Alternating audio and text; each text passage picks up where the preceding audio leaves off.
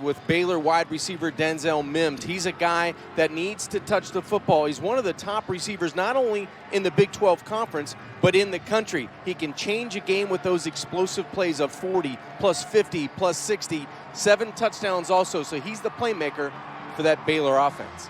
A lot of folks in the stands here today on the north bank of the Brazos River here in Waco who did not expect to be wearing sweatshirts and caps and gloves this morning. 46 degrees. It was in the mid-30s when we got to the stadium earlier today. We're hoping here, as we haven't yet reached November in Texas, it gets a little warmer as the day goes on. It should. It was chilly pregame when I was down on the field, but now it looks like that Texas sun is beating right down on the stadium, and it should be a great afternoon for college football. Longhorns winners of the toss, they defer. And Baylor starts on offense, 1st and 10 from their own 25. So the Bears had their last win in their bowl game last year. They are 0-7 and 0-4 in Big 12 play. But this is not a team where when you talk to the coaching staff, you hear what's going on in the program, that feels like it's winners. Well, they believe in themselves. Head coach Matt Rule, he's a strong-minded guy. And I know the offensive coordinator, Jeff Nixon, they feel like they have athletes on offense, on defense, on special teams that can get the job done. So you're looking at a guy in Coach Rule that instills that belief, that confidence in their offense, and it starts with Zach Smith at quarterback. 10th career start today for the sophomore from Grandview, Texas, who's back to pass on first down. Now to cross the 30-yard line, there's the first catch of the day for Mims. Have to get it to your playmakers on the outside. Zach Smith at quarterback. Yeah, they're going to take that catch away. It would look like a catch initially. Back to the 25-yard line for 2nd and 10. But Smith is a guy, 6 straight starts. He came out of the game last week with the stomach flu. He came into the game not feeling 100%, but he's got a pro-style arm, can make all the throws around the field. He made this one from the short hash to the short sideline. Looked like the ball was juggled as he dragged that right foot. That's what the officials saw on the field.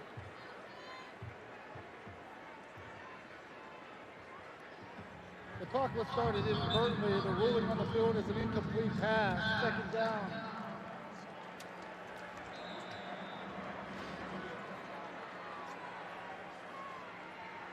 So the bobble along the sideline, no control there as he went out of bounds. Just makes it 2nd down and 10.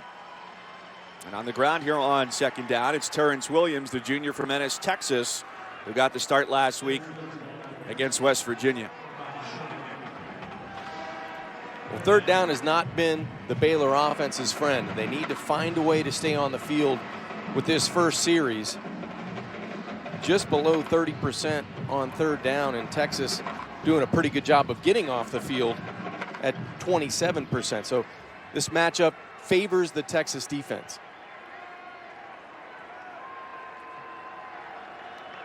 Nicholson from the backfield, spread out wide against a 4-man rush. The throw is tipped, and it's picked off. Taken away by Deshaun Elliott. He's headed back the other way with space along the sideline, and Elliott is in for a Texas touchdown.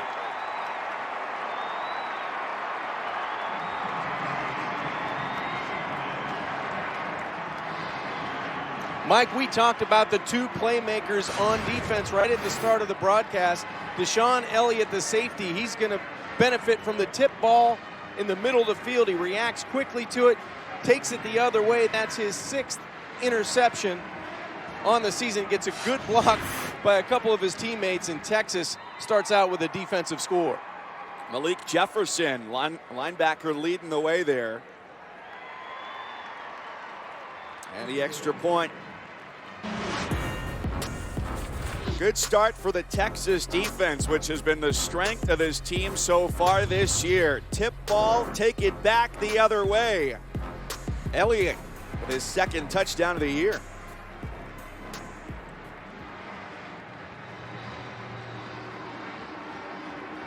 So this now raises the question. We saw Charlie Brewer last week for Baylor, who helped start that 4th quarter comeback against West Virginia. And Zach Smith got the vote of confidence on Monday from Matt Rule to say, hey, this is the starter, but it doesn't necessarily mean he's locked into that job for 4 quarters. Well, it doesn't mean he's going to finish, but I would think Zach Smith deserves to get back out on the football field. He's got plenty of game ahead of him. He's a sophomore with starting experience. I think you stick with him. I think you go back out, you let him play the game, get into the flow of the game, and see how they do through the first half, and then possibly Charlie Brewer is an option at that point.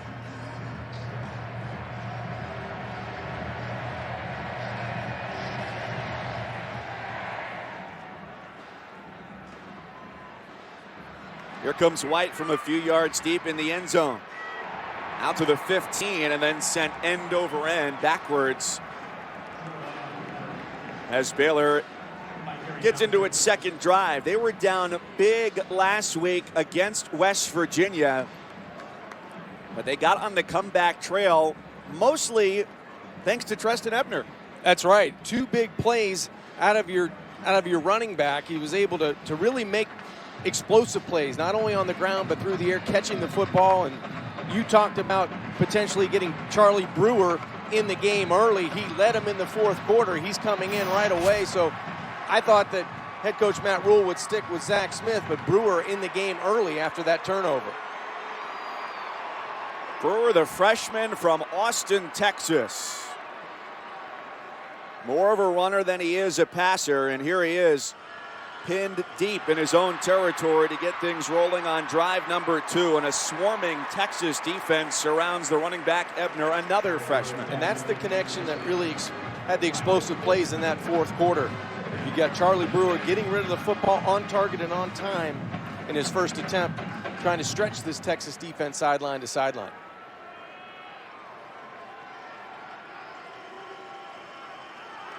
On the rollout, pressured from behind. Looking for somewhere to go with it. And as he does quite often, uses his legs to extend the play. Took a negative play there on second down and turned it into a positive because he's athletic enough to get the perimeter. Good speed by the freshman quarterback.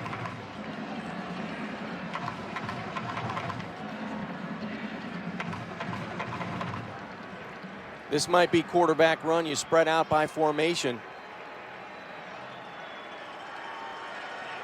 Looking to throw all the way. He's got a completion across the middle for a first down and then some to the sophomore Tony Nicholson. Good timing in the pass offense. Nicholson just a quick slant, and right on target is Charlie Brewer early in this football game. It's tough to come off the bench when you're waiting a long time, but after that first play, you're kind of excited with the beginning of the game, and you could tell in the play of Charlie Brewer on target twice. Picked up 22 yards to get the first down out to the 45-yard line. A sweeping handoff is cut down. Scary. And there's a flag at the end of the play. DJ Locke getting into the backfield.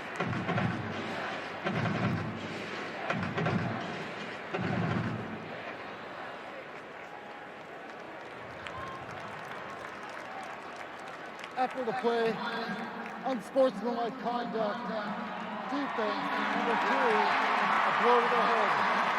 15-yard penalty, automatic first down. And this is number 2, first unsportsmanlike foul. It's on the cornerback, Chris Boyd. And it didn't take long for Chris Boyd to make a mistake, and head coach Tom Herman finds him on the sidelines next to him. Another flag.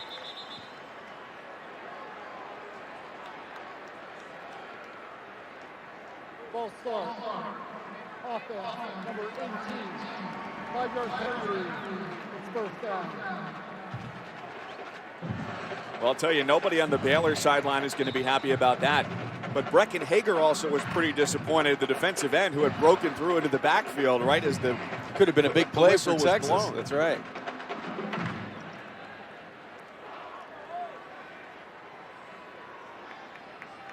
So 1st and 15. So Longhorns show pressure. Brewer bought time, and the ball swatted away by a swooping Holton Hill. We've already seen safety Deshaun Elliott make a play on the football that turns into points. Now Holton Hill, the junior corner, just terrific job of staying in position to break on the football. Took a long time to get to the backside for Charlie Brewer to find his third receiver, but Holton Hill was patient, played the football perfectly, and anticipated to throw. Quick pass on 2nd and 15. Mims makes the catch and goes forward to the 45-yard line. He's a very dangerous receiver when he has open space. It looks like he's gliding down the field sometimes. He's gliding, but he's picking up 4 or 5 yards a stride, it seems like. He moves with efficiency, and that's a good open field tackle by Holton Hill. He's a long corner at 6'3", 200 pounds, so he's able to handle the physical business outside the hash and outside the numbers. This is a guy that can go 50, 60, 70 yards in a heartbeat, but that's just a good open field tackle by Hill. He had to lock down James Washington last week and did very well. Pressure again. Brewer backpedals and goes down at the 39-yard line.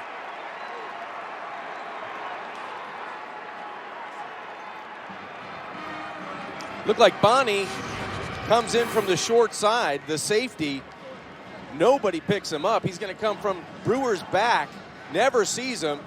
At the last minute, he tries to pirouette out of the sack, but that's just a good defensive call by coordinator Todd Orlando. Pressure in the pocket against an elusive quarterback.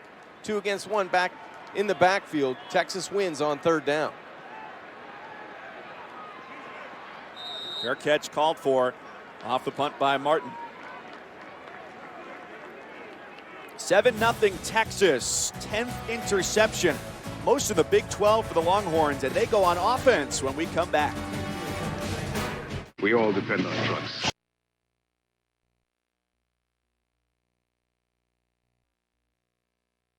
Texas up. ESPN, presented by Allstate. Texas up 7-0 on the strength of its defense, and now the offense takes the field with Shane Buechele getting his 3rd start of the season, the sophomore from Arlington, Texas. His counterpart in the backfield, Sam Ehlinger, did not clear concussion protocol this week, did not make the short trip from Austin here to Waco along with the rest of his teammates. First pass, Amani Foreman, the senior for Texas, makes the catch from Buechele.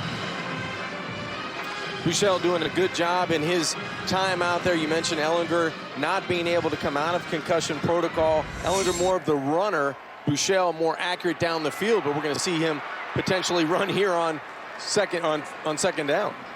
And a nice slide at the end of the play as well. Taken after his dad with the baseball slide. I just like the way Buechele delivers the football. You can tell right away he's going to be an accurate thrower down the field. He's going to open up more windows in the passing game, and it's always a quarterback. It's a luxury when you come on the field and you're already up a touchdown. Quick motion and a look short. Sends a pass down the sideline for Dorian Leonard. That's a perfect example of opening up windows down the field.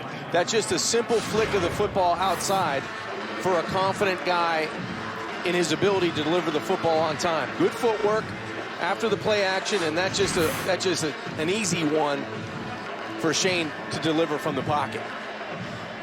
And now he goes out wide to Neil Carter. Takes the snap and gets gobbled up back behind midfield. Brian Nance, the defensive end from Euless, coming through. This Baylor defense needs to make and create negative plays against Texas and their offense. They need to win up front.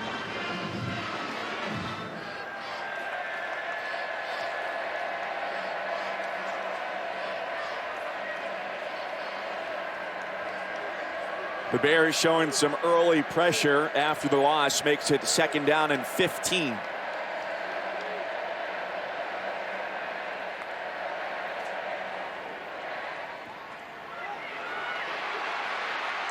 The line holds up, but can only hold for so long. Clay Johnston, the middle linebacker, one of the first of many coming through the offensive line.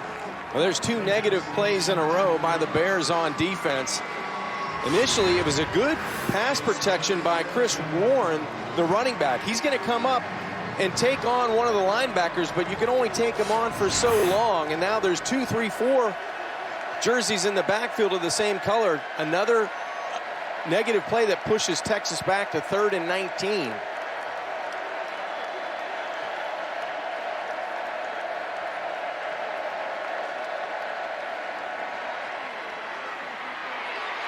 Buechele is flushed, a sidearm throw to the 45-yard line, and not much more for his running back, Chris Warren.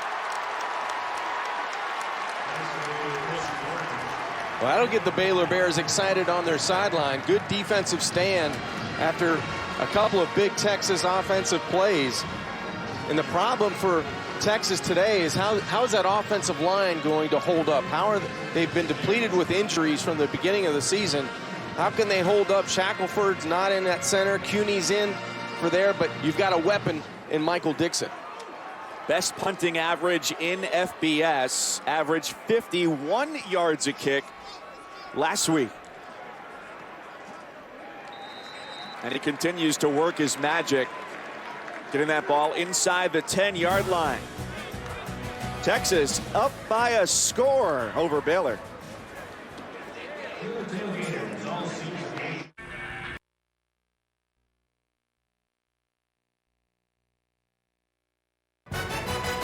Some acid and some sweetness in a finished cider makes a great cider.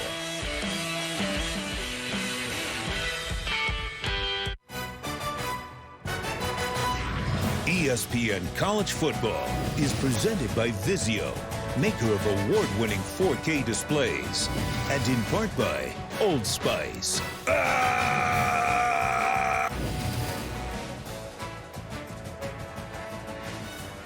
Well, what else to say when you run out on the field except, I guess that's it. That's a lot of folks on the field before the game. That was a special ceremonial running of the Baylor line of female students who were here in the 70s, 80s, and early 90s before the first-year student organization became co-ed in 1994. So a special day for a lot of former Baylor students today. Texas up 7-0, a pick six taken back by Deshaun Elliott. And this is drive number 3 of the day for Baylor.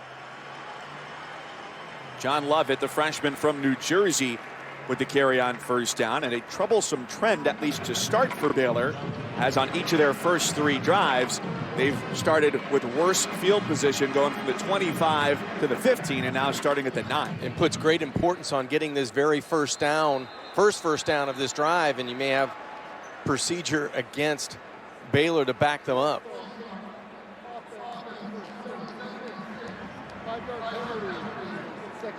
It's left tackle Mo Porter.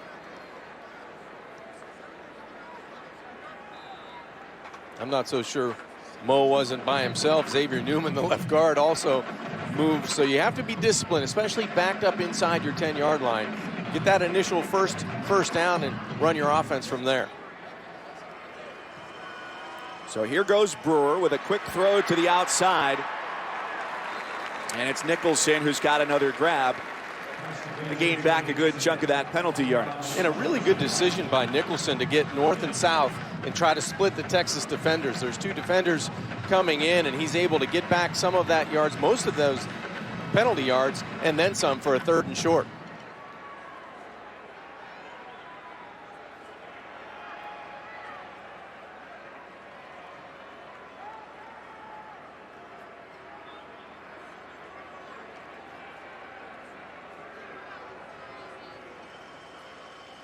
They'll look to run it here to try and get the first down. No, sir. Malik Jefferson coming up for the stick on the freshman Lovett.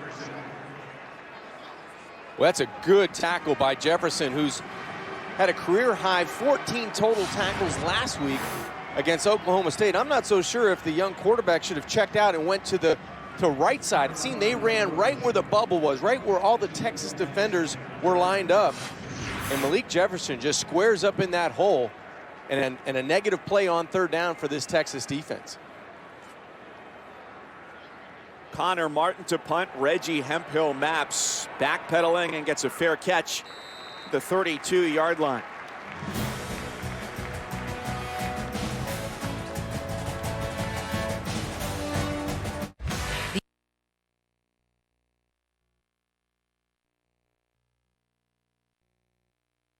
Oklahoma If you don't check your local listings, you can always go on your ESPN app, or you can find both. I'll be traveling. I'll be on the app and see how Dabo Swinney and the Clemson Tigers respond after that loss to Syracuse. They had a week off to digest after that Friday night defeat. It's Daniel Young, the freshman from Houston, with just his 5th carry of the year for the Longhorns. Hasn't touched the ball out of the backfield since the San Jose State game back at the beginning of September. So they go the direct snap route once again. It's Carter for the second time today, out across the 35-yard line. So at quarterback today, Shane Buechele getting his 3rd start of the year. And you mentioned this, it's been an ongoing issue. Offensive line. See how they hold up here on 3rd down and 6 for the Longhorns. Looks like Baylor's going to bring pressure on 3rd down. At least they're showing that.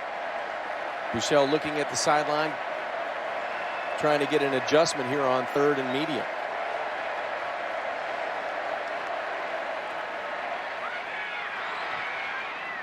On a crossing route, Johnson spins away from one tackler, but not a second. Stopped on 3rd down.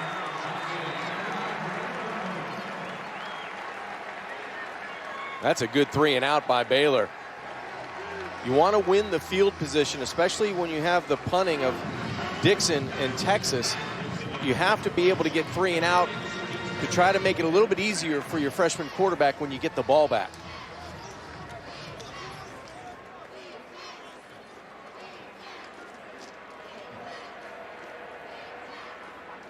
Dixon, the native Australian, with a tumbler back at the 15-yard line.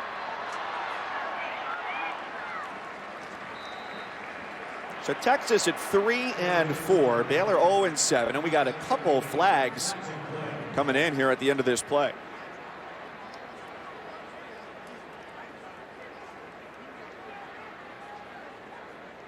Reggie Smith, our referee this afternoon here at McLean Stadium.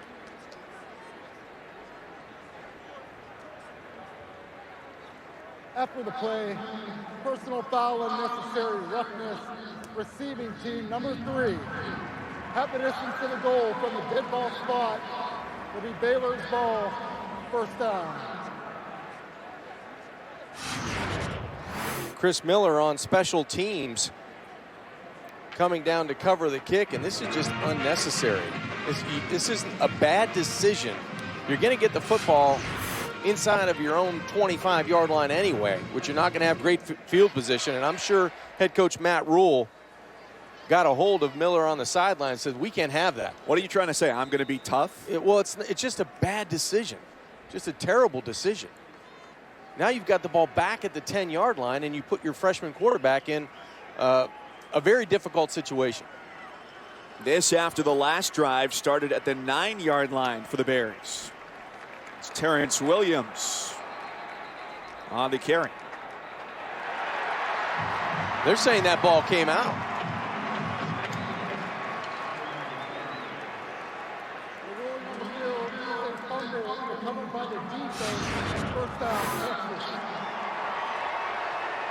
And the ruling on the field of a fumble is under further review. Well, Williams is spinning, and as he reaches to get another yard, I'm not so sure. It looked like it might have been on its way out as Williams was going down to the ground. A Texas defender gets a hand on the football. It looked like Elliott was the first guy in there. Also Hill on the back end. Boy, that's a tough one to see. It looked like the ball was coming out. Now the ruling on the field was fumble. Take one more look at this from the high angle. It's definitely Hill who had the right hand on the football, stripping it from Williams.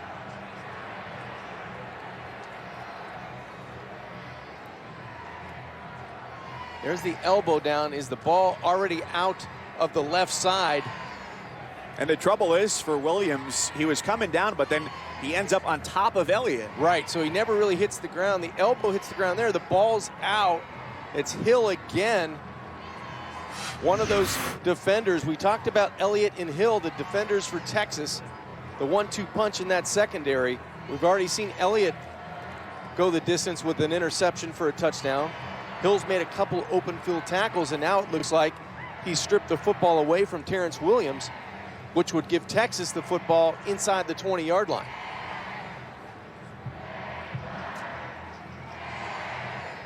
And if this play holds up with the ruling on the field, it would compound the bad starting field position that Baylor has had on its last couple drives and set Texas up here with a first down at the 16-yard line. A very short field to try and make it a 2-score game in short order here in the first quarter.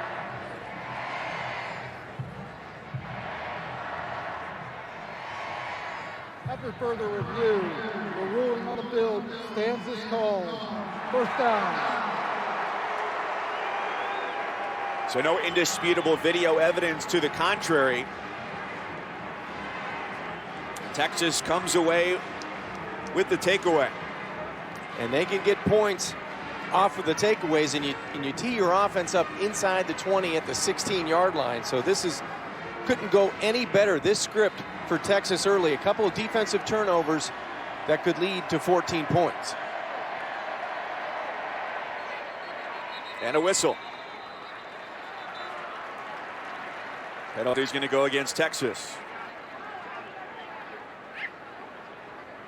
False start. Offense, number 68. 5-yard penalty. It's first down.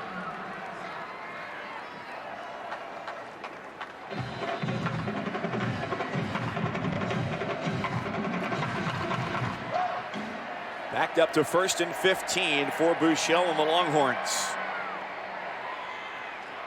Pressure comes up the middle. They run right through it with Daniel Young. Well, Texas beat the run blitz there. Baylor crowding the line of scrimmage. Good job by the offensive line of providing some running room for Daniel Young. Texas quickly right back to it. Nice hole on the right side. Young on a second straight carry. Texas moving with efficiency, taking advantage of this field position, trying to catch Baylor not lined up properly. Incomplete pass as the throw bounced to the outside and ruled down right away.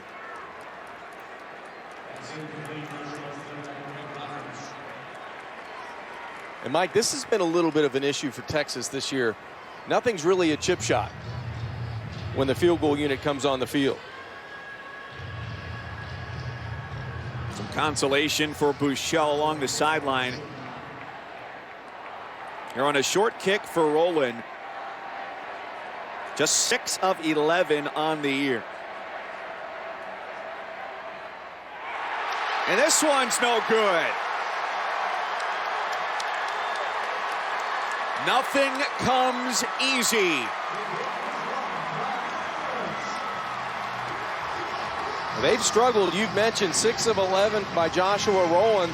That one looked to be low and left from the start, and Baylor turns away. It looked like Lewis, the nose tackle on defense, gets a hand up and blocks the attempt from Joshua Rowland. So the Baylor Bears give up the football, but Texas does not come and cash in. Ira Lewis with the big paw on it for the Bears.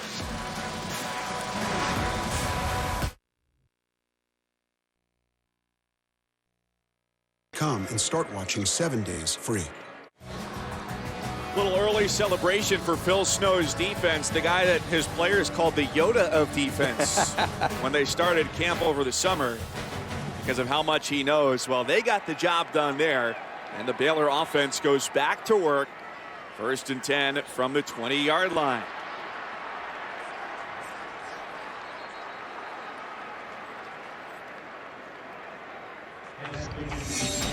Blake Lynch with the catch on 1st down. Texas trying to get to 500 overall today at 4-4, 2-2 in conference, and Baylor looking for its first win of the season overall. Here are two teams that they're not at the same level, especially defensively speaking, TCU and Iowa State. But for each of these teams this week, a win would represent something very big for both of them. Well, Texas, they want to get to 500, as you mentioned. They feel like they're a better football team than their record indicates with all the overtime misfortune, especially last week at home against Oklahoma State. And Baylor, they're losers of 13 of their last 14 games. So they want to be able to get a victory to celebrate their hard work. They've got a lot of good athletes on this team, but it hasn't paid off in victories. Brewer gets flushed out, not enough room to run with it, and he does take off, soaring past Holton Hill. And there's a flag down back at the 11-yard line.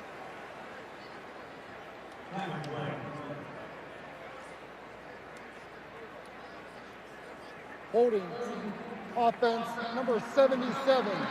The penalty is declined. It's 4th down. Other teams around this league, you've got coaches begging guys like Will Greer at West Virginia, please slide. That's right. He's an older guy. He gets it. Brewer, oh, you could say the naivete of youth to just go headlong even when you're not necessarily going to get a first down. When you're an old quarterback, it's a lot easier to say slide, but when you're playing and you're in the moment of trying to be a competitor, it's awful tough to make yourself slide sometimes.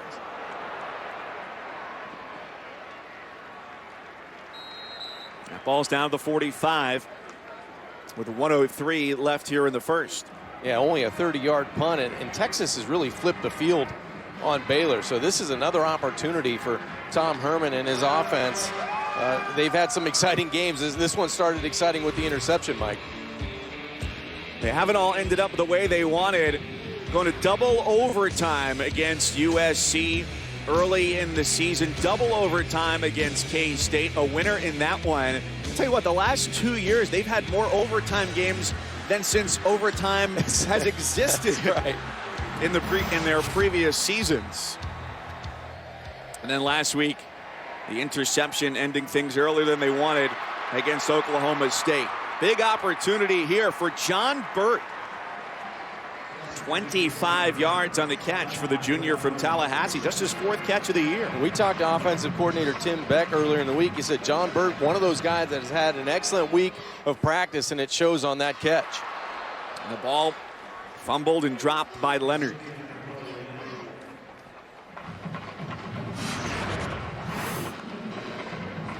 Big wide receiver at 6'3", 200 pounds. Another excellent throw by Buechele from the pocket. Just a simple slant route. You win inside leverage, and you're going to get that advantage on Arnold, who made the tackle.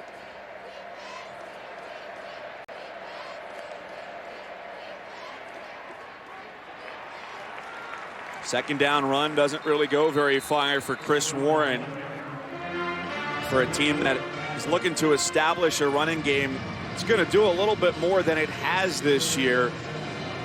151 yards on the ground per game, but the last 2 games, running game has averaged just 2 yards a carry. Well, Texas emptying out the backfield. 3rd and 10, so they're trying to spread the Baylor defense sideline to sideline. Here comes pressure up the middle, and it's a quick throw across the middle. It's caught by Cade Brewer, the freshman tight end from Austin. Short of a first down. This is the end of the first quarter. Defense, the star of the show here through 15 minutes in Waco. A pick 6 for the Longhorns, the only score as we head to the second.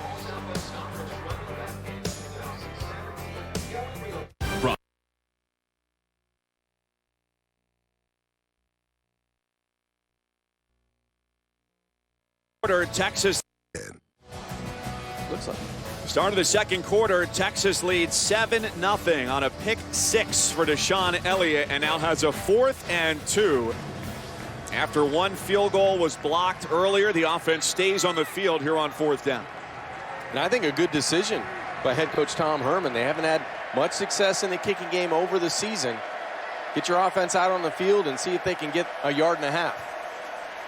Try and run it right through the middle. It was Warren on the carry.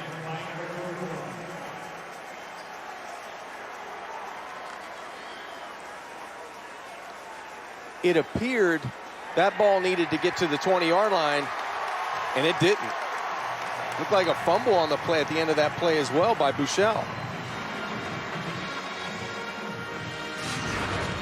I think if he retained the football, he still would have been shy of the 20-yard line. He's going to follow Chris Warren. This is just a quarterback follow. Does a good job of trying to get airborne.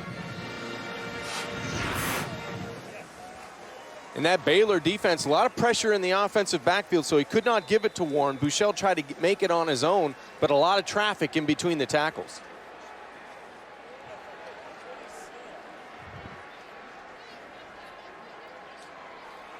So can the Baylor offense get churning here now in the second quarter?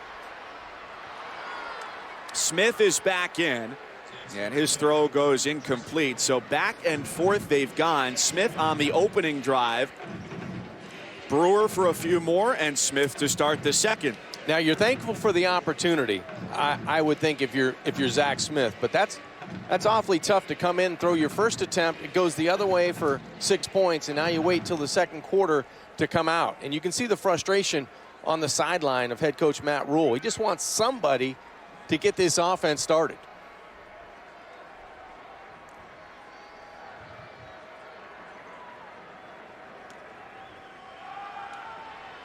Well, this is the guy who got them going late in the game last week, Treston Ebner. The freshman who last week 3 touchdowns, 54 yards on the ground, and better than 100 through the air.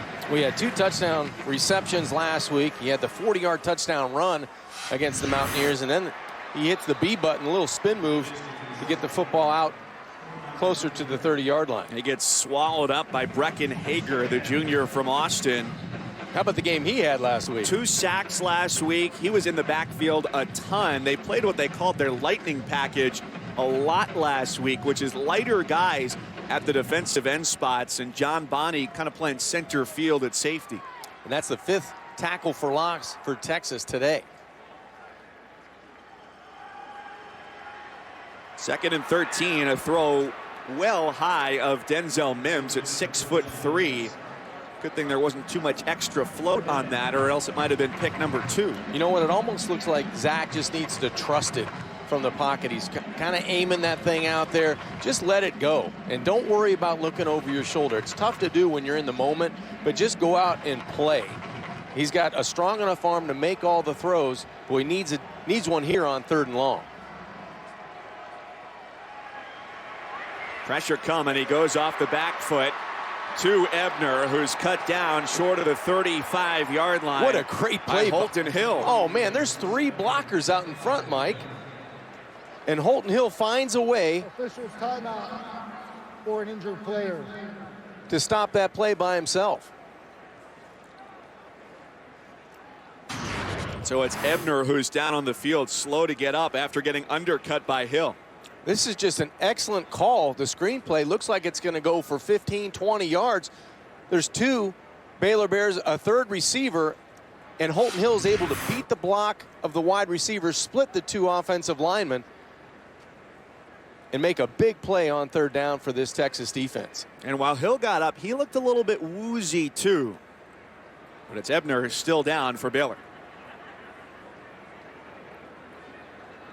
We all depend on trucks. Chevy.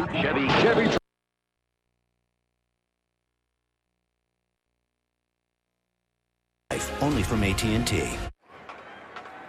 Texas up a score early here in the second quarter at McLean Stadium on Baylor's campus. Mike Cousins and John Congemi, glad to have you with us as Baylor gets set to kick it away after a stop picked up by Holton Hill there on a nice tackle, but one that may cost him on that 3rd down play.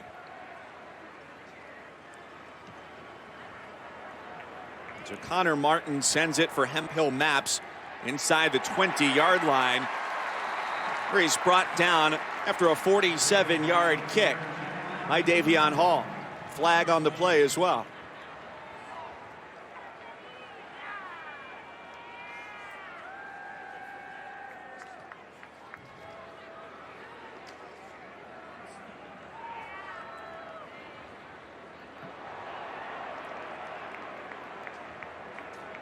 So far, it's been very much a defensive battle this early afternoon.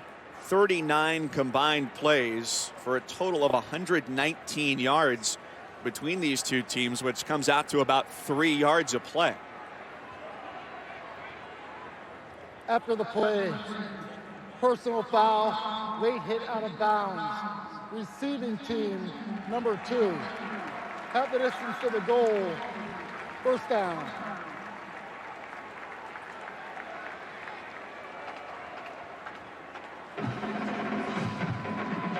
So during the punt, there's Holton Hill, who we just showed you on the bench moments ago, going back toward the locker room. And it looked like on the bench when he was getting tended to by the medical staff, it was like the beginning of a concussion protocol, which has already decimated the Texas squad today, with Sam Ehlinger and the center Zach Shackelford not being cleared out of concussion protocol and not making the trip this week.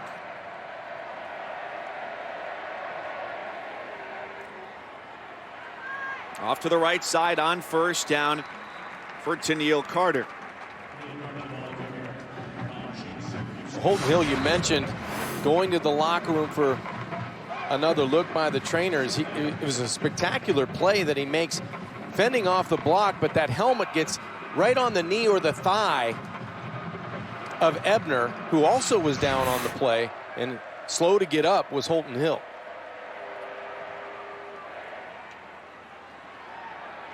Buechele on the give once again. Carter getting heavy rotation early on in this game. So Buechele getting the start because Ehlinger's in the concussion protocol, and Terrell Cuny, the junior, getting the start at center today over Shackelford. Changes have been the constant for both teams this year.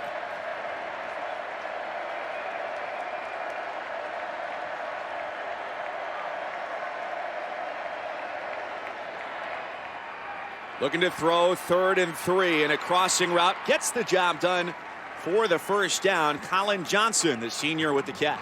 Good patience by Shane Buechele and good pass protection by the offensive line. Plenty of time to scan the field and let this develop down to the wide side. Just patience, waiting for that receiver to open up.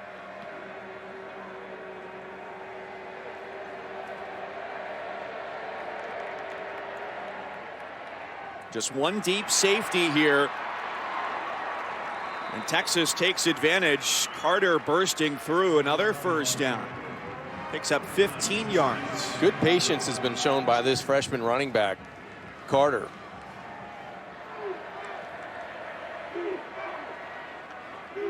A dart of a throw and a diving try by Lorenzo Joe, laying out to grab that one on the fingertips. What a catch. Talk about extending your body. And now Texas is going to go with a little bit more tempo with back-to-back successful plays.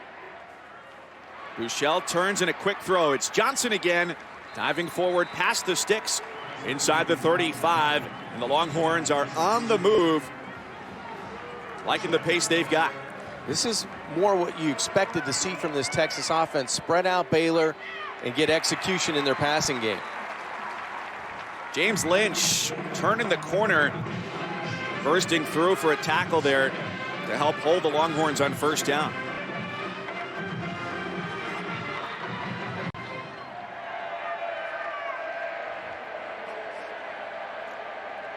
Baylor, massive defensive substitution here on 2nd and long.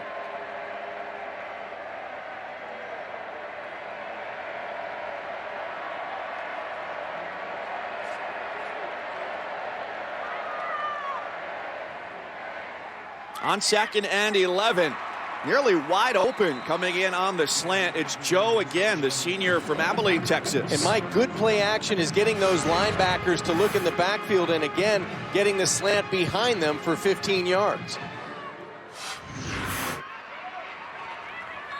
Well, a quick completion and a quick tackle as well. Johnson there to get it. Seems like things have been set up pretty well here for Buechele. He's got a quick decision and gets rid of the ball. And I think Tim Beck, the offensive coordinator, is getting into a rhythm of what Shane does really well. It's play action, accurate down the field with the football on those quick slants, and they're beating him with the tempo and speed of the throw.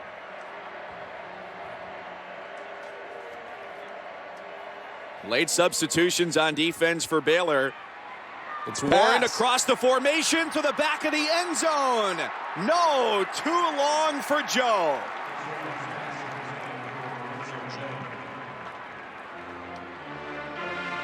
Boy, what a call by Tim Beck. It looked like everybody in a green jersey is pursuing, but you could tell Chris Warren wasn't looking to run the football. He was extending to the outside, trying to get the football down to Lorenzo Joe in the back of the end zone, just maybe a yard too far for the touchdown.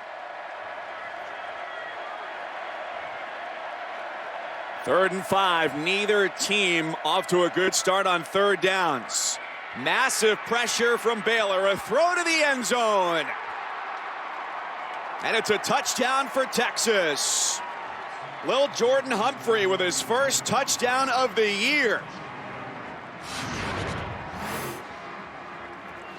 You get accuracy and you get consistency with Shane Buechele at quarterback. This is not an easy throw. Running to your right, full speed, 15 yards for the touchdown. Just a terrific job of being accurate down the field for the football, and the Texas bench finally finishing a drive. 90 yards, the Longhorns go to get 6 points there.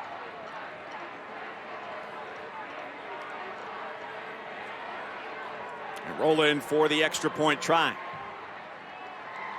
Not good on the first field goal attempt, but the extra point, no problem. He hasn't missed one of those all year. 14-0 Texas. So if you like offense, you just had to be patient to start off your Saturday of college football. From 15 yards, Humphrey, the grab in the end zone.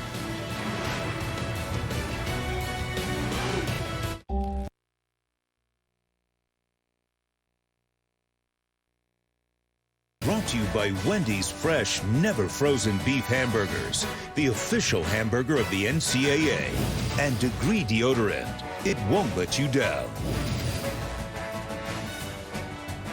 On site here today, the Wendy's food truck. Could have been nice to get an invite to that, Mike. I did. Oh, you didn't tell? Okay. I didn't pick you as my +1. No, sorry. You know, I could have helped. You put down a couple burgers in your day. I'm pretty good at that. 14-0 Texas with 9:42 left in the second quarter. Injury update from Texas. The school says that P.J. Locke in the secondary, ankle injury. He is out, not going to be back the rest of today. Holton Hill, the standout cornerback, a head injury, is currently being evaluated.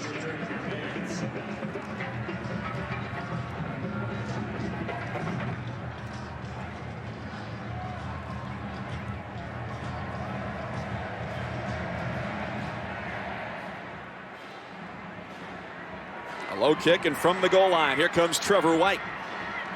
He's got the 25 and out to about the 29-yard line.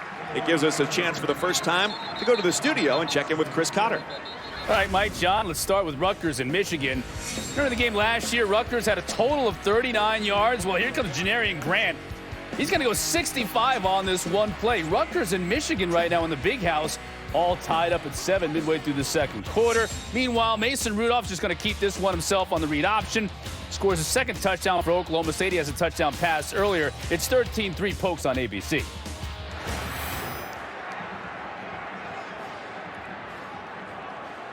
Well, Chris, perhaps more eyebrow-raising than the Michigan-Rutgers score is what's going on during that update along the sidelines. After this play was over, all of a sudden, everybody not quite content to go back to their respective benches. No, there was a little pushing and shoving around midfield, and it drew a lot of white jerseys around green jerseys on the sidelines, and that doesn't usually end up well. So we saw a couple flags come out at the end of a lot of pushing and shoving. After the play, unsportsmanlike conduct, Texas, number 7, non-football act and taunting. The 15-yard penalty will be enforced from the dead ball spot. It's 1st and 10. This is number 7's first unsportsmanlike foul. So we've got one on Chris Boyd early in the game. Now you've got one on Antoine Davis, it looks like, on special teams. And those are just penalties you want to stay away from, especially if you're Texas. You feel like this game should be 21, 24, 27-0, and now Baylor tees it up at the 45-yard line. This is clearly the best field position they've had in this game. And they switch things up at quarterback again here to get things going on this drive. They started with Smith, went to Brewer on the subsequent drives, back to Smith, and now back to Brewer, the freshman from Austin. He's looking to throw here, and up the sideline, a one-handed catch all the way down to the 5-yard line. What a way for Blake Lynch to start off the drive. Take advantage of field position, and you come out and throw a dime, and how about the catch? Just a great job of getting this ball out. Solomon throws it outside, and then the one-handed catch by Blake Lynch goes for 41 yards.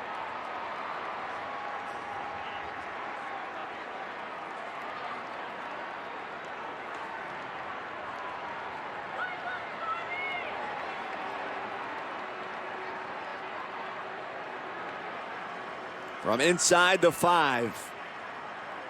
And Lovett brought down by the shoelaces. It's a guy from New Jersey. And Jeff Nixon, who calls the plays for this team, is also the running backs coach. They basically said, we begged him to come here. And it was a big part for Lovett to make the trip here. Went to camp at Temple when Matt Rule was the head coach there. And decided to go with the staff. Well, he needs to find the end zone if he gets an opportunity here on 2nd and goal. Well, he takes it to the left side with a good push behind him, and he's in for the Baylor touchdown.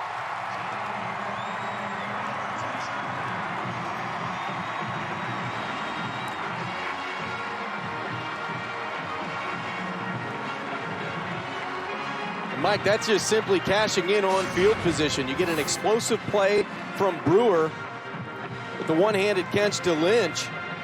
And then Lovett off the left side just muscles his way into the end zone, dragging a couple Texas defenders. And with the extra point, they're only looking up at a 7-point deficit.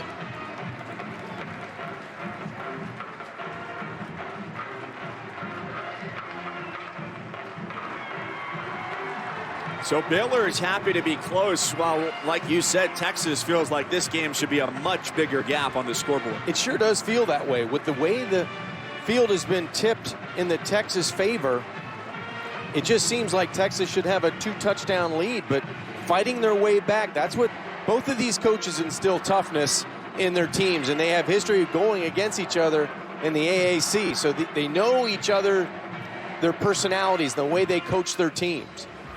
They squared off in the 2015 American Conference Championship game. Greg Ward Jr., the standout at Houston, who started off as a wide receiver but ended up becoming one of the most electric quarterbacks in the country, brought Houston to a win in that game. And the guys from the people around their staff say they didn't really talk very much this week.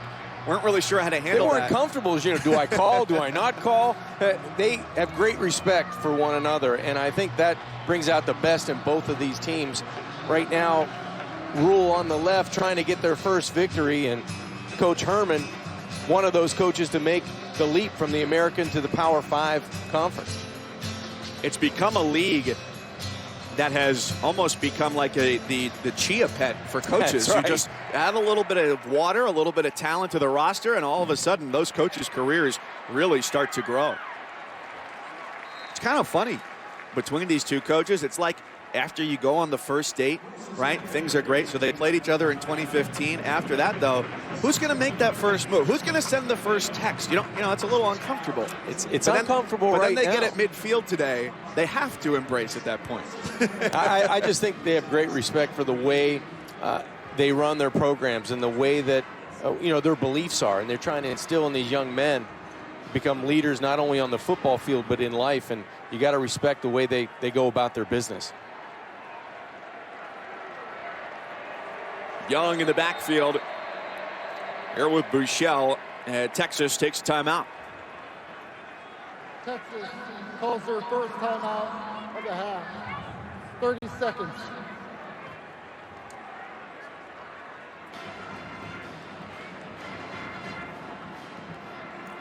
8:33 second quarter, and as you heard, there's lots of early exciting action around the college football world, and you got plenty of ranked action in the Big 12 today. And if you want to keep up with all of it, the ESPN app is the place to be. You can stream every ESPN and ABC college football game live at home or on the go. Scores, news, highlights, all you need to know. You can download the app to start streaming now. Tons of big games in the Big 12 today, Mike. Oklahoma State on the road at West Virginia. Going on right now. That's right.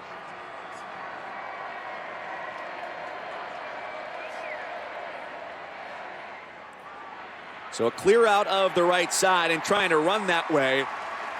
Not exactly the success they envisioned, going backwards on first down. And how about the pursuit along the line of scrimmage? You have to like that. Once you get a score on offense, I think it energizes the other side of the football, and you want to be accounted for and make sure you're noticed by your teammates as well.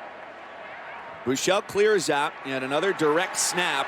James Lynch quickly there to make a strong tackle on Carter, who's been the guy to take those Wildcat snaps. Another freshman making plays in this football game. Both teams, a lot of young players at key positions, and Lynch got his first sack last week, gets a big tackle there on second down.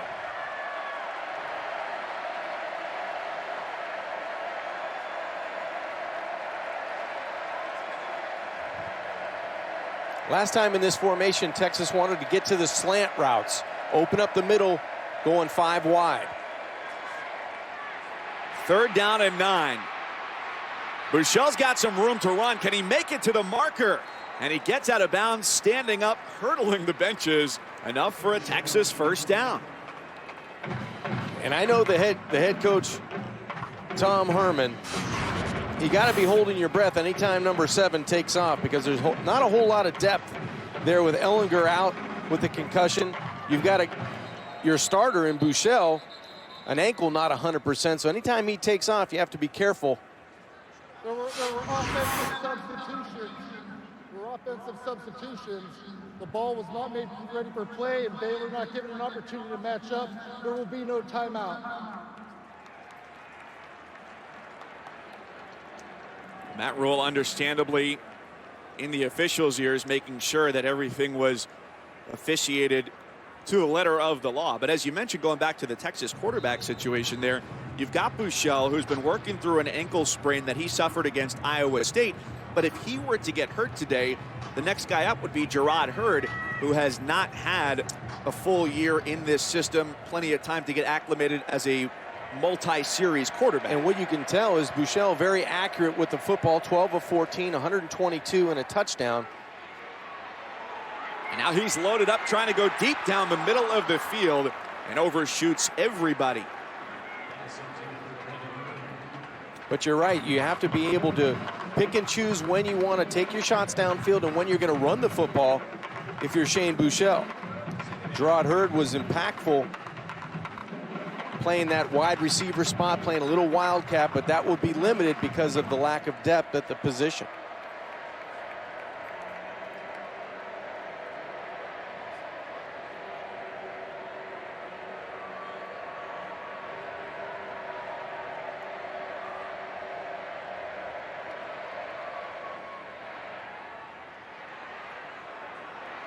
Plenty of space. Lorenzo Joe's been a popular target today. He's got a first down and takes it to the 45-yard line into Baylor territory.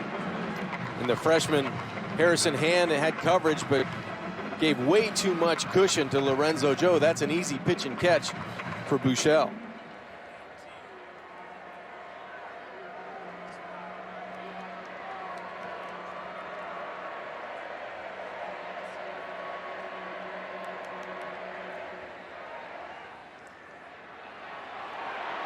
Find some space along the outside inside the 40-yard line.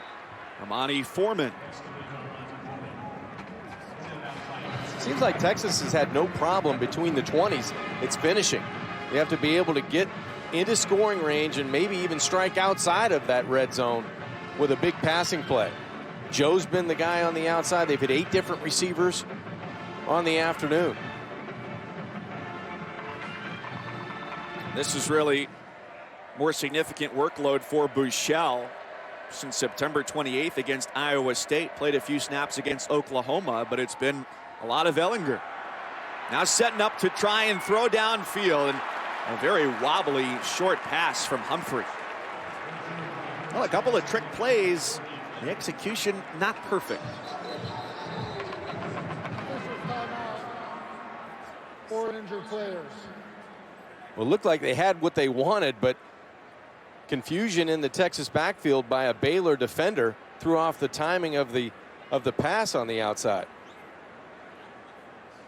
And the injured Baylor defender is the linebacker Eric Oger.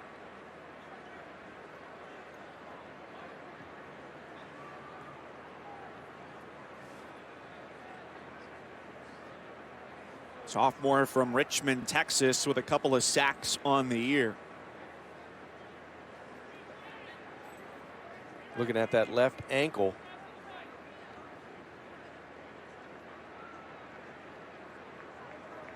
No, defensive coordinator Phil Snow was excited for Oger to get his first start, or get a start today.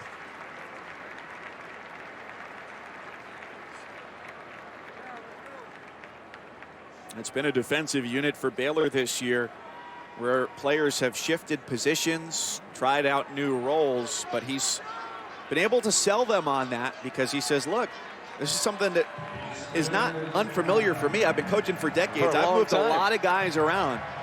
They have the athletes. They just need to plug them in at the right spots. So 3rd down and 2. Humphrey takes the ball. Those 3rd down and short plays have been really difficult. That looked like another great play by Ira Lewis up front. All right, here they go, right back to the line of scrimmage. We got a timeout from Baylor. Prior to the snap,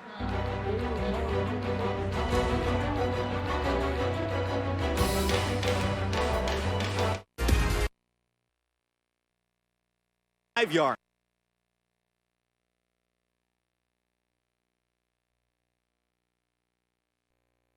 And Presented by Allstate. 4th and 2 for Texas. Baylor 38-yard line.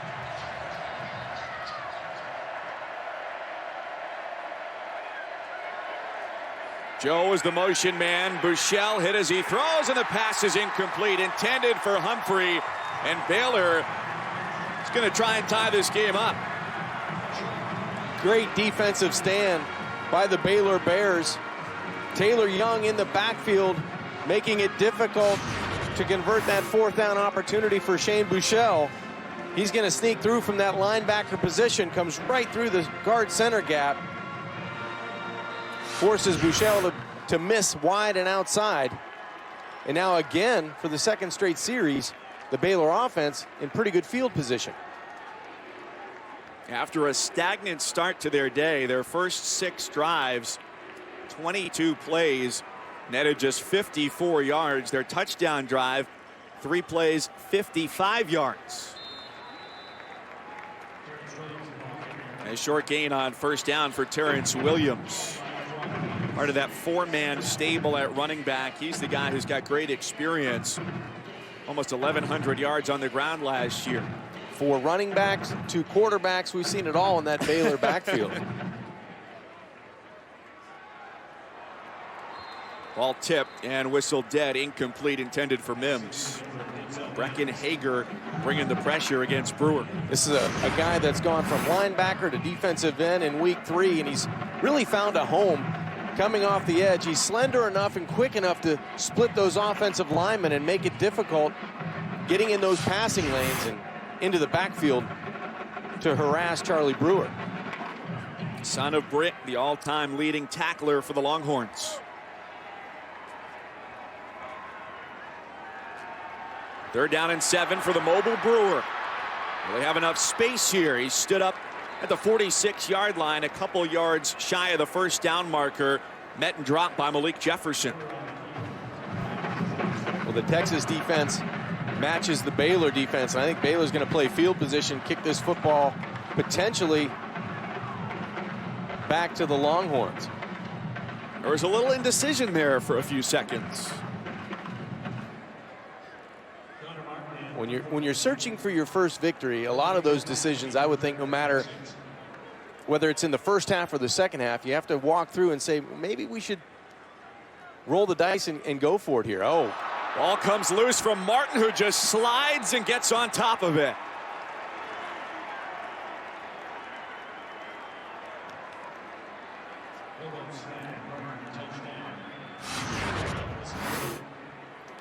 Well, can Texas, the question is, can Texas take advantage now of another opportunity with a short field? Bad mistake by Connor Martin, not just securing the football. A little bit high, but one you should secure. Took his eye off the football, and now Texas is going to tee it up at the Baylor 28-yard line. Can't have those mistakes when you're an 0-7 football team, down 7 at home, trying to take advantage of that offensive series a couple of minutes ago.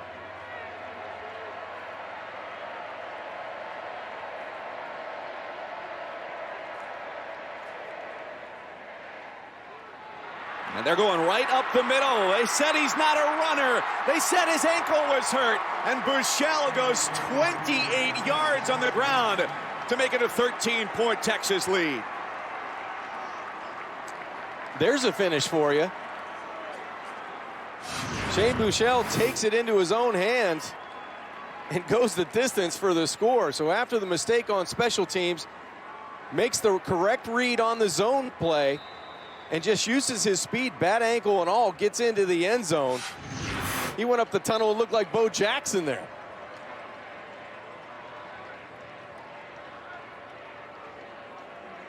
Big play there with 3:51 left in the half, and the extra point is good.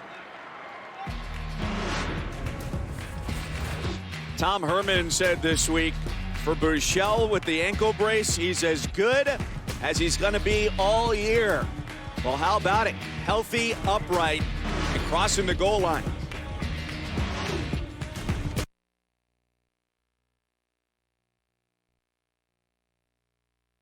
Have culminated.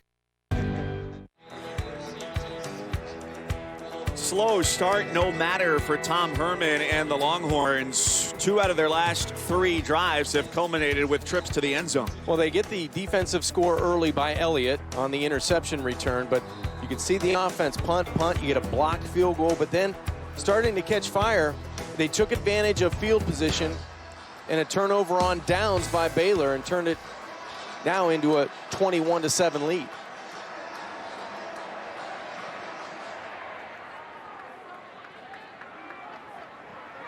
Couple of return opportunities today for White, who's favored this near sideline. A hole opens up out across the 30-yard line. Today we'll have number 4 undefeated TCU at 7-0 taking on number 25 Iowa State in Ames. Top 2 defenses in the Big 12. TCU feeling good after allowing Kansas 21 yards last week. 3:30 Eastern, 12:30 Pacific on ABC or ESPN2. Make sure to check your local listings. And Kenny Hill, he's 5th in FBS in completion percentage. He's 3rd in his own league behind Baker Mayfield and Nick Shimonek of Texas Tech. That's a tough crowd.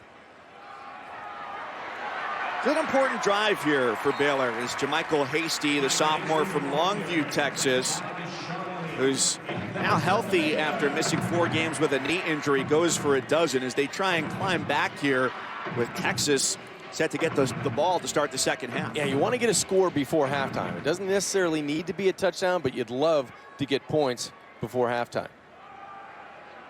Going backwards, there's Brecken Hager, a wrecking ball in the backfield. This defensive team for Texas has done a good job of creating negative plays over the last 5 football games. And here, just penetration up the field, sets the edge, finds the football, and finds the ball carrier. A loss of 4, now 2nd and 14. Pressure from the edge, and it's Brewer who splits the defenders and throws toward the sideline. Gavin Holmes was there. The ruling on the field is a completed catch. Holmes gets off the ground, and good anticipation by Brewer, stepping up and splitting the pressure in his own backfield. But let's take a look at catch. Looks like that left foot was down. Yeah, it looks like a catch. 1 foot down and control of the ball to complete possession for Holmes. An eligible receiver downfield on the pass. Offense number 85 was covered by an outside receiver.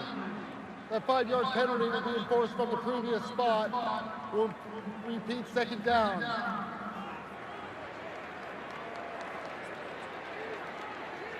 That's going to take back the nifty footwork by Gavin Holmes on the Baylor sideline. It's not going to make Matt Rule very happy either. He gets ushered back toward the sideline. And this year, coaches have to know that the officials are instructed to throw the flag there without too much warning when the coaches get out onto the field. I might have been upset too, because that never really saw the flag until late. That was a good job of anticipation by Charlie Brewer, stepping up into the pocket to find Holmes, but it looks like it's coming back.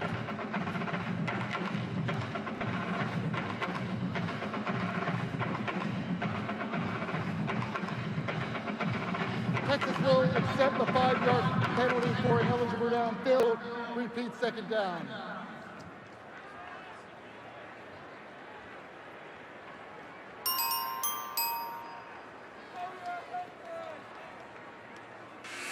(21-7) Texas over Baylor. 2:42 left here in the second as the Longhorns look to get to 500 and snap a 2-game slide.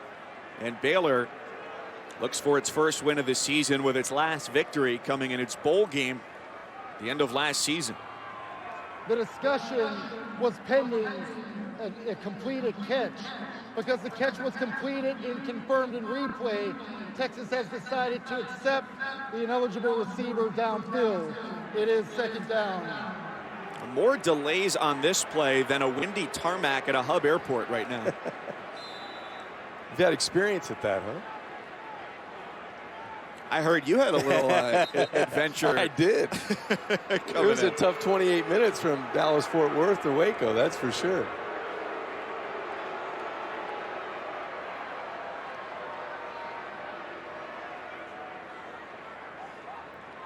Seems like we're getting more discussion on the Baylor sideline. You know, they said these coaches hadn't talked a bit since it was the first time they were playing against each other. You go tell Tom this. You know what? Maybe they should have their own talk show. It's a tough call. If it's a 5-yard penalty, make it a 5-yard penalty and let's go. We have officially the most deliberated 5-yard penalty in the 2017 college football season.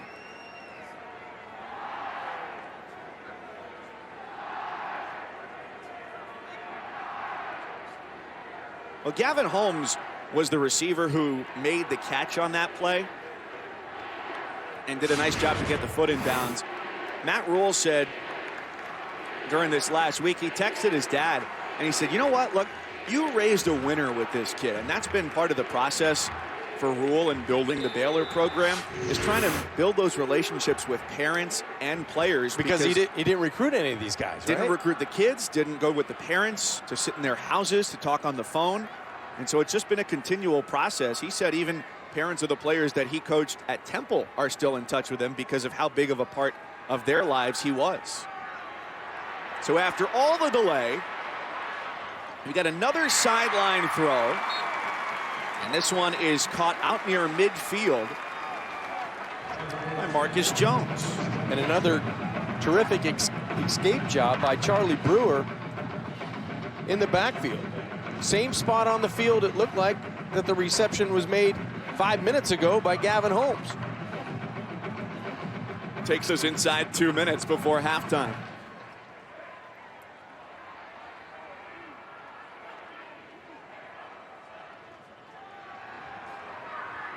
Pressure from the Longhorns, and that ball slipped through the hands of Chris Boyd, the cornerback on the outside. Tough coverage. And a positive play that time by Chris Boyd. He ran that route for the Baylor wideout. That was good recognition. Never was threatened deep, never got out of his back pedal, and his eyes were on the football and on the quarterback the entire time. And the good news on defense as well for Texas, Holton Hill cleared out of the concussion protocol after he went back to the locker room. He's back out on the field. Clean catch, clean punt for the Bears.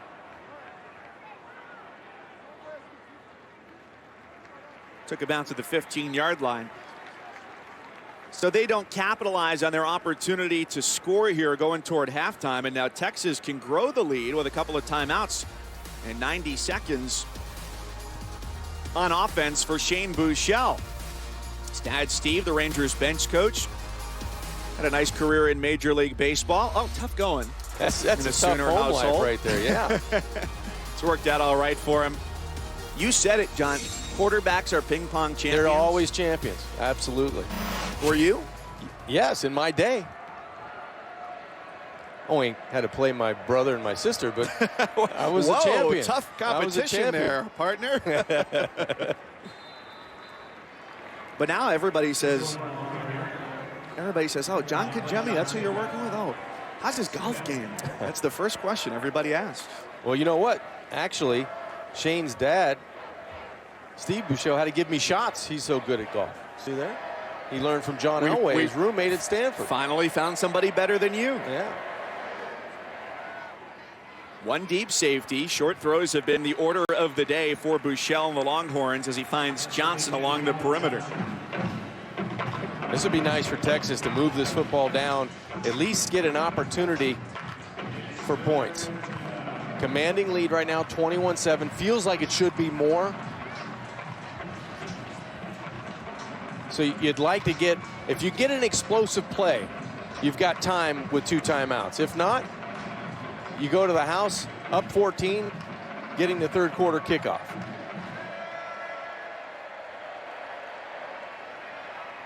Empty it out.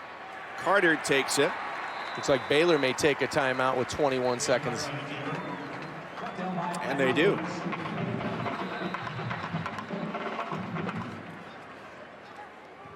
We got a lot coming your way at halftime with Chris Cotter leading the rodeo in studio. Oklahoma State taking on West Virginia. A great kickoff simultaneous to ours. And taking a look at the rest of the Saturday slate.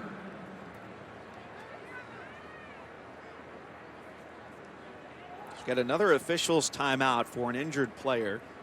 21 seconds left here before halftime. Under 1 minute with a running clock requires a 10-second runoff. To avoid the 10-second runoff, Baylor calls her second timeout in the half. 30 seconds. So we close in here on halftime. What's been the biggest difference maker in the first 30 minutes in your eyes? Field position. I think Texas had excellent field position and a defensive score. Right. You get it right away with the interception. You get energized on your sideline. Then you take advantage of field position to finish with 21 first half points. So could it have been more? Yes. I think Texas left some points out there with the blocked field goal opportunity. You go for it on 4th down, you don't get it. So there was opportunities in the red zone for more points, but you'll take the 14-point lead.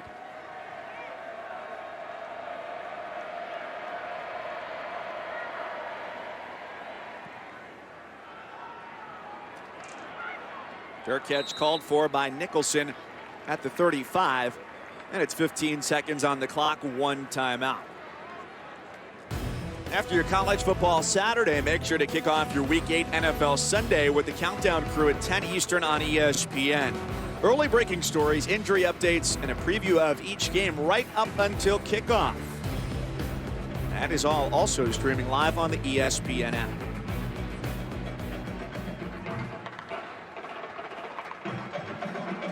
Quarterback change again, back to Zach Smith here for Baylor. He's the guy with the strong arm, so if you're going to try to throw a football downfield with 15 seconds left to get into field goal range, he'd be the guy.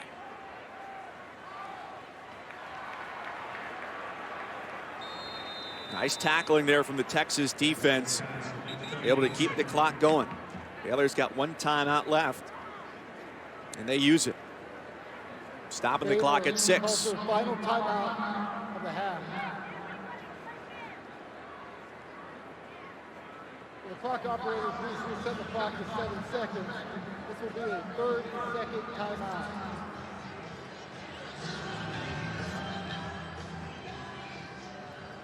Well, while we've got the opportunity, let's take a look at our all-state, all-hands-in play for this afternoon's game. Well, it's good to see Holton Hill back in the game.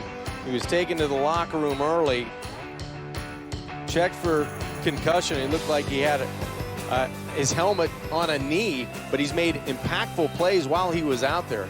Always around the football, causing a fumble. And this screenplay, this is the play where it looked like he got the helmet right on the knee, on the left knee of Ebner, the running back. Didn't feel great after that, but looks like to be okay now and back in the game for this Texas defense. He was a big part of what they did last week, holding Mason Rudolph to no touchdowns and 282 yards, his season low. So one last opportunity here for Baylor before the half. Texas, perfect in coverage, does exactly what it needed to do to take a 21-7 advantage to the locker room.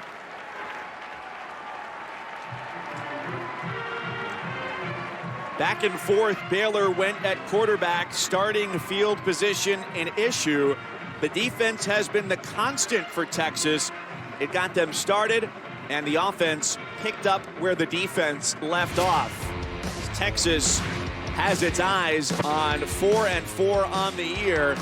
They don't want this to be their trap game this week against one of just 3 winless teams in college football. Stay tuned for our halftime report. We'll have scores, updates, and features along with stats, analysis, and highlights of this game. Longhorns 21, Bears 7. That's coming up right after these messages. Consultation.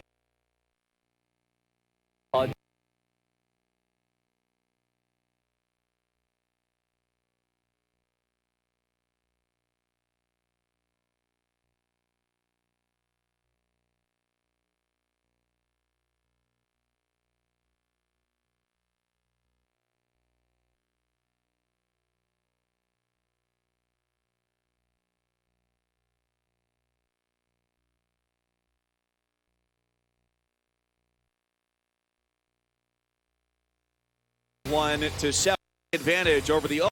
It's the Texas Vizio. Back to ESPN. Welcome back to ESPN College Football presented by Vizio. Halftime here in Waco, Texas. It's the Texas Longhorns at 3-4 with the advantage over the 0-7 Baylor Bears, 21-7 as we get set for Texas to go on offense at the start of the third quarter. Mike Cousins and John Conjemi, glad you could be with us today.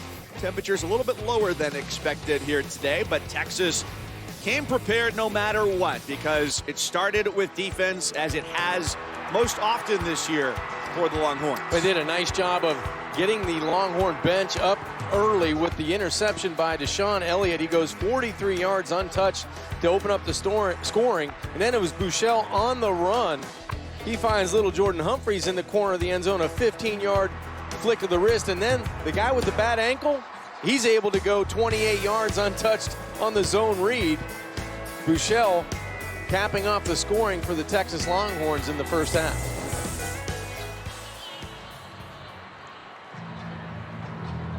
Texas winners of the opening toss, so they defer. They get the ball here. Jay Sedgwick ready to kick it away, a guy who was just a regular member of the student body a couple weeks ago, called for tryouts for kickers, and here he is. Had a couple of nice onside kicks last week in that comeback effort. Chris Boyd on the return is out across the 40-yard line, and he gets ridden out of bounds all the way up to the 44. So with Texas already in the lead, great starting field position to open the third. Get a chance to look back again quickly with today's game track brought to you by Taco Bell, which shows us what we know. It was a nice first half for Shane Buechele. Efficient from the quarterback position. Shane doing a great job of distributing the football. A lot of guys getting involved. 2 big takeaways One return for a touchdown, and then Brewer on the other side for Baylor, 106 yards passing.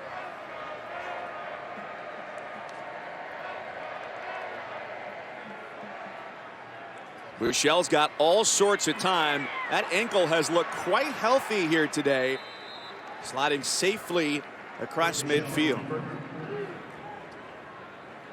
Good awareness by Shane Buechele. Nothing there down the field. Doesn't want to force it. You've got great field position and a comfortable 14-point lead. You want to keep your offense on the field, make positive plays on first down. He gives it up for Carter, who lost his footing in that 2nd and 5 play.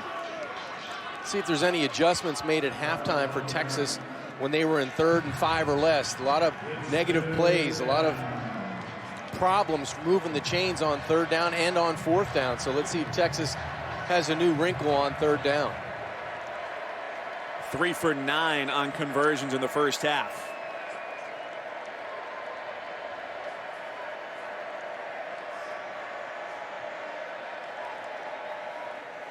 Here comes the blitz. Buechele on the roll. His throw to the sideline is incomplete, tipped away, intended for Amani Foreman. I'm not so sure if Vaughn's, the safety, was able to get a hand on it or it was just dropped by Foreman. Buechele, again facing pressure from the wide side of the field, goes towards the Baylor bench. It just gives Foreman a chance to come up and make the play for the football. You have to actually make yourself big and attack the football on 3rd down, not let it come to you. So 3 plays, gets all of 6 yards for Texas.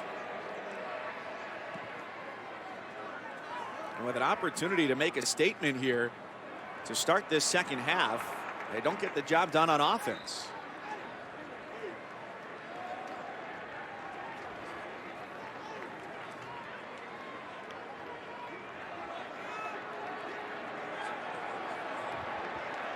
The ruling on the field is a touchback, first down.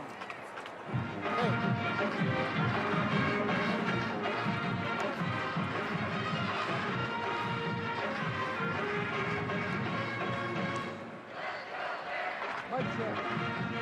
1-2, 1-2. We got him. Got him loud and clear.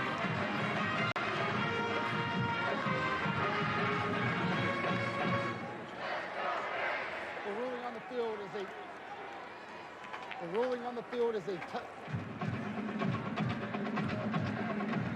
I think the ruling on the field's a touchback, Mike. I think it's a tuck.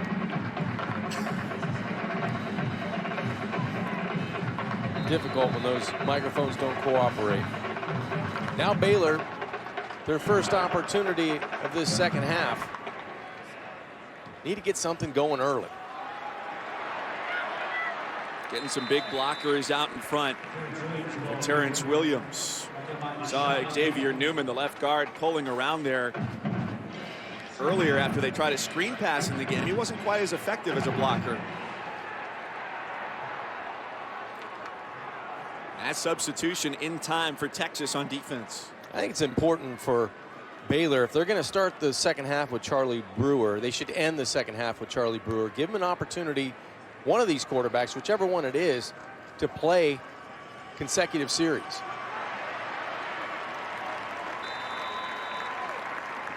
Through the middle, first down Baylor. Why is that so important that he plays all those snaps? I just think for your rhythm, you don't want to have to look over your shoulder constantly every series. It's my job now. I've got it. If you're going to give it to me, let me go out and do my thing. And let me fight through some adversity because it might be better on the other end if things start going well. I think that's what they should have done with Smith in the first half. They've got a quarterback who comes from a very strong program out of Lake Travis High School, which has turned out guys like Garrett Gilbert, like Todd Reesing. And Brewer actually originally committed to SMU. Chad Morris, the former head coach at Lake Travis, now at SMU, but ultimately decided to graduate early and enroll at Baylor.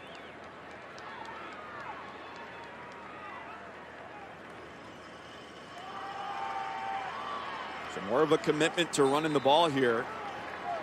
And a gain of a pair on second down. They weren't able to get to that because it felt like, with the defensive score early in the game from Texas, bad field position, you're trying to do anything you can to get first downs. But the plan was that if they could run the football, it's going to take pressure off of Smith. It's going to take pressure off of Brewer so they don't have to do too much in the passing game. Stay balanced and, more importantly, stay on the field. Coming into this game, averaging about 4 yards a carry on the ground. Now on 3rd down and 3. Looking for some short routes. Holton Hill in coverage again. He went to the locker room in the first half, came back, and continues to be exceptionally effective. Well, Mike, there's our guy again. I mean, he's one of the best, I would say, in the Big 12 at the position of cornerback. He's physical, he's long at 6'3", and he's able to contest passes that are catchable passes in the middle there. That one framed up Mims, their playmaker on offense, but Hill fought right through the back and turned him away.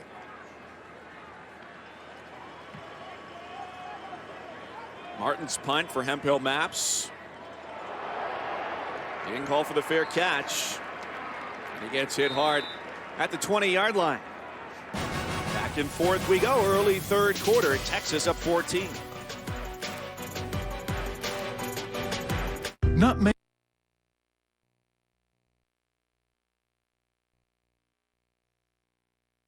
Have you sang back on October 20th?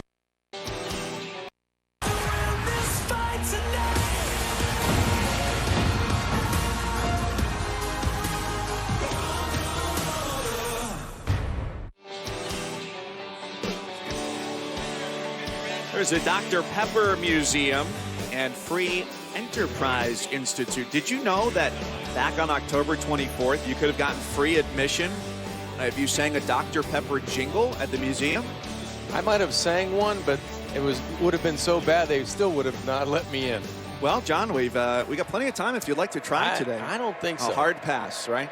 Oh, yes, that's exactly right. So Texas gets the ball back here. Second drive for them of this 3rd quarter. And a toss out toward the numbers for Lil Jordan Humphrey, who had a touchdown catch in the first half.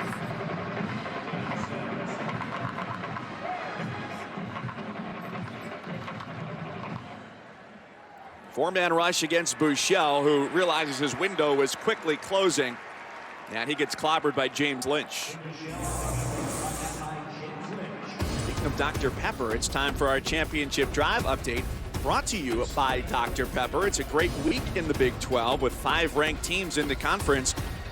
Another high-scoring affair going on right now with Oklahoma State up by 20 on top of West Virginia in the 3rd on ABC.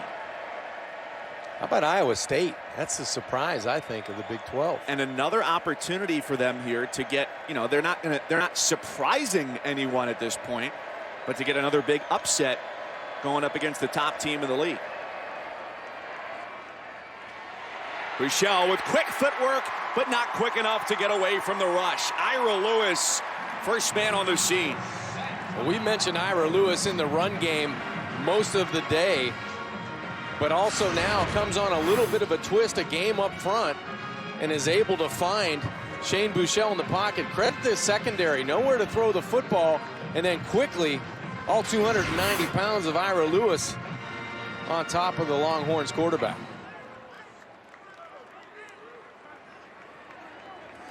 Team leader with 3.5 sacks.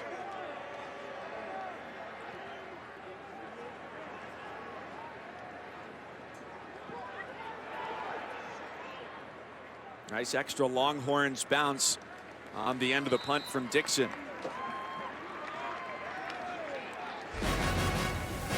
Four straight weeks where he's had one at least go 60. A little bit short, only 54. Great day for the punter.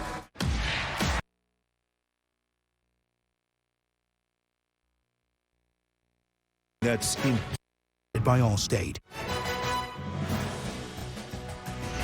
ESPN College Football, brought to you by Kraft Macaroni and Cheese, the part of parenting that's impossible to mess up. And the Mazda CX-5, driving matters.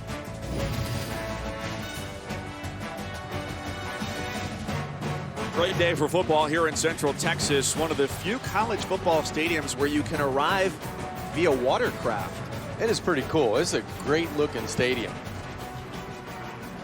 I'm sure the students, some arrive by foot, some arrive by water, but it's a great scenic place and really a nice home field advantage, I would think, for the Baylor Bears once they get this thing cranked up. First down design quarterback run for Brewer. Going back and forth with the quarterbacks today between Smith, the sophomore, and Brewer, the freshman from Austin. That's 5 quarterback switches today and 3 times that Brewer has been inserted into the game. Well, it's sure tough to get consistency. And if I'm Charlie Brewer or Zach Smith, just let me know if this is my second half, because one play, 2 plays, 1 series, 2 series, you just can't get a lot of rhythm going. Ball comes loose on the handoff, and it's quickly scooped up by Texas. The defense comes up with another takeaway. This time it's John Bonney. Well, earlier in the game, Deshaun Elliott turned an interception into a touchdown. This time John Bonney almost takes that forced fumble to scoop and score. Good exchange in the backfield, but Lovett loses the football. And Bonney, the junior from Houston, right man at the right place at the right time, scoops it up. And again, the Longhorn offense is going to be teed up with excellent field position. Third takeaway on the afternoon for head coach Tom Herman and his defense.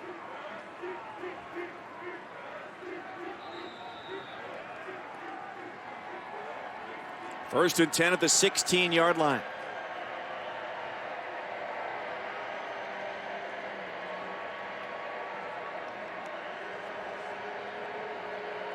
Daniel Young, the running back, with 4 wide. Here comes pressure, quick throw. Johnson down to about the 11 or 12-yard line. Phil Snow, the defensive coordinator for Baylor, made an interesting observation. He said it's not a lot of plays that become troublesome for his team. It's 4 or 5 plays throughout the game, and it hasn't necessarily been the defense breaking down today, but the offense more so. Well, they need to hold up here against sudden change on defense.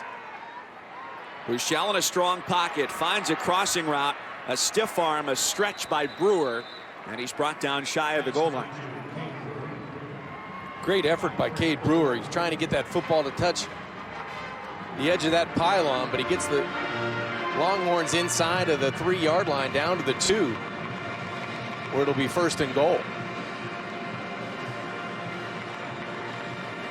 Not very efficient in the red zone, but they need to finish here, take control of this football game. Buechele one-on-one to the end zone. Incomplete, looking for Johnson, who's got a height advantage over just about anybody at 6'6". Arnold battling that height to the short side of the field. It's a good first down call, and it's a good opportunity to get your 6'6" wide receiver. Just give him a chance to go up and get it, but Arnold was there on first and goal. Design run right side, still standing. Lewis falls on top of Carter. Well, Lewis has had an outstanding game for the Bears. All along that line of scrimmage, he's been dominant at the point of attack, and he'll need to do it again. I think the Longhorns going to go north and south maybe here. Carter again, he wants to go to the left side, and there's a flag as the play is blown dead. Offense, number 32. 5-yard penalty, 3rd down. That's on the other running back who is there, the lead blocker, Daniel Young. Some of those mistakes you just can't have when you have the football first and goal at the 2, and now you're outside of the 5-yard line, which tells me Shane Buechele is going to have an opportunity to throw the football here. Slant routes, corner routes, that's where you're looking. Buechele and the Longhorns looking for 6. And a throw to the goal line for Joe is down at the 1. Looks like they're going to give him the catch inside the 1. That offensive line, are they going to ask him to move the football, or are they going to bring on the field goal unit? So the offense goes off the field here. 6:20 to go in the third. And if they didn't have that penalty, how much simpler it might have been. Any kind of points right now are good points. And with the way Joshua Rowland's been kicking the football, you want to give him the easiest opportunity possible. And this one is it. From 18. And he's got it. So Texas gets the points it was looking for. 24-7 Longhorns.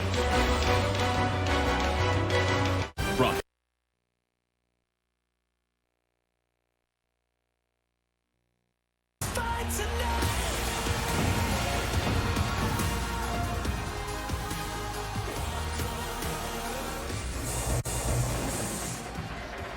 Clemson in action for the first time since its loss against Syracuse a couple weeks ago. The last Georgia Tech win at Clemson, 2008. It's been a while. It's been a while. And how about Georgia Tech? I mean, they're a couple plays from being undefeated. You lose a double overtime game in the opening week against Tennessee, and then Miami makes a big play at the end of the game to really seal a victory and steal it from the Yellow Jackets.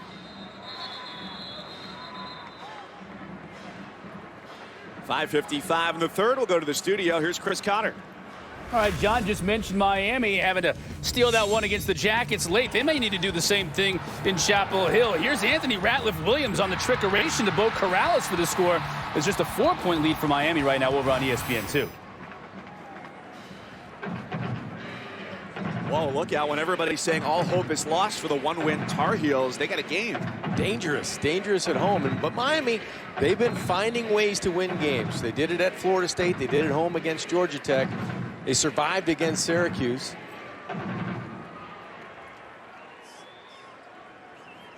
And our sixth quarterback change of the day for Baylor as Smith buys himself some real estate and throws too high on first down.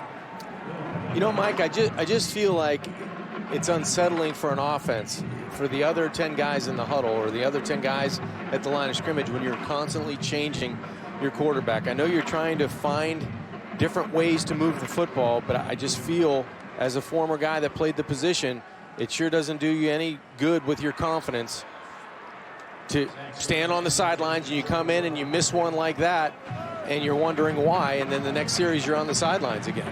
I think especially for Brewer, who's on the sideline right now, think about how he might feel after he helped engineer that comeback last week to say, well, do you trust me or not? What have you done for me lately? And it's one of those things where it's just tough on both guys. It's not fair to both guys. But talking a takeoff, not enough to pick up the first down there on the run.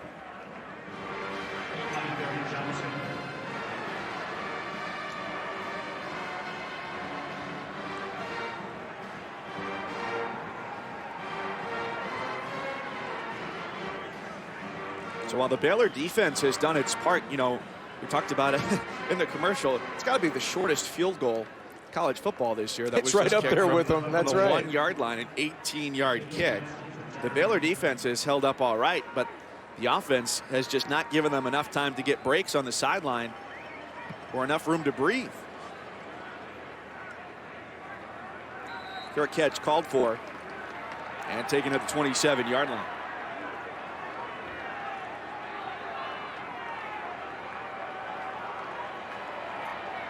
And as you talked about with Chris in Miami, Georgia Tech in close plays throughout the year, these teams have known that the close play is so important. It's defined the season for both Texas and Baylor. Well, how about just the overtime period for Texas? That's really defined their season. They lose a close one out at USC early in the game. Last week at home, you lose by 3 with the interception in overtime. Oklahoma, it's not an overtime situation, but it's a 5-point game against one of the nation's best teams.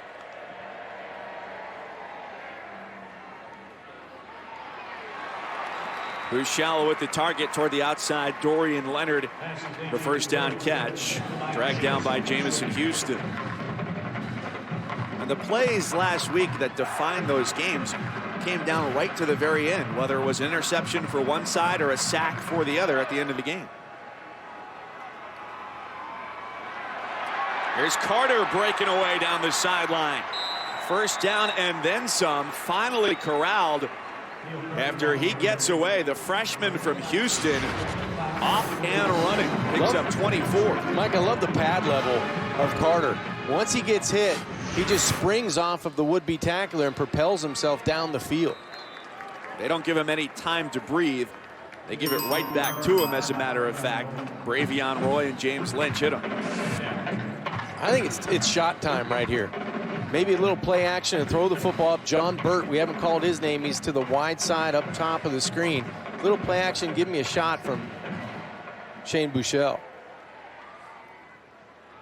Off the fake, little Jordan Humphrey with a hurdle down the sideline.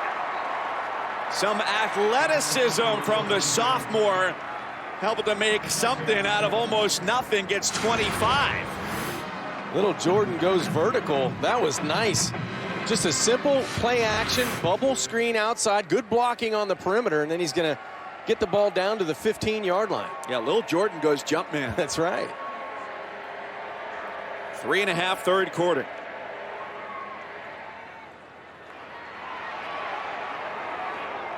Back to Jumpman Jr. inside the 15. Great athleticism on the prior play.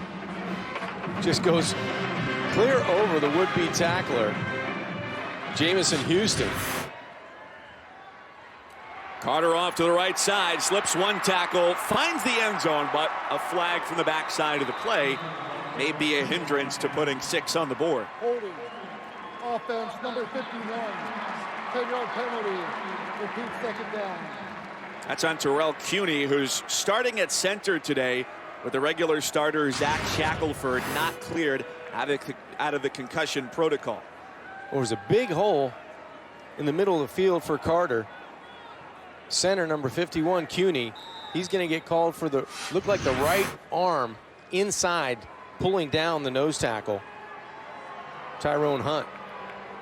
You mentioned a lot of injuries early in the season for Texas up front. 2 young guys at tackle, and now the junior filling in for the sophomore Shackelford. The Bears drop 8 into coverage, and it pays off. It's an interception in the end zone, and here comes Arnold on the return.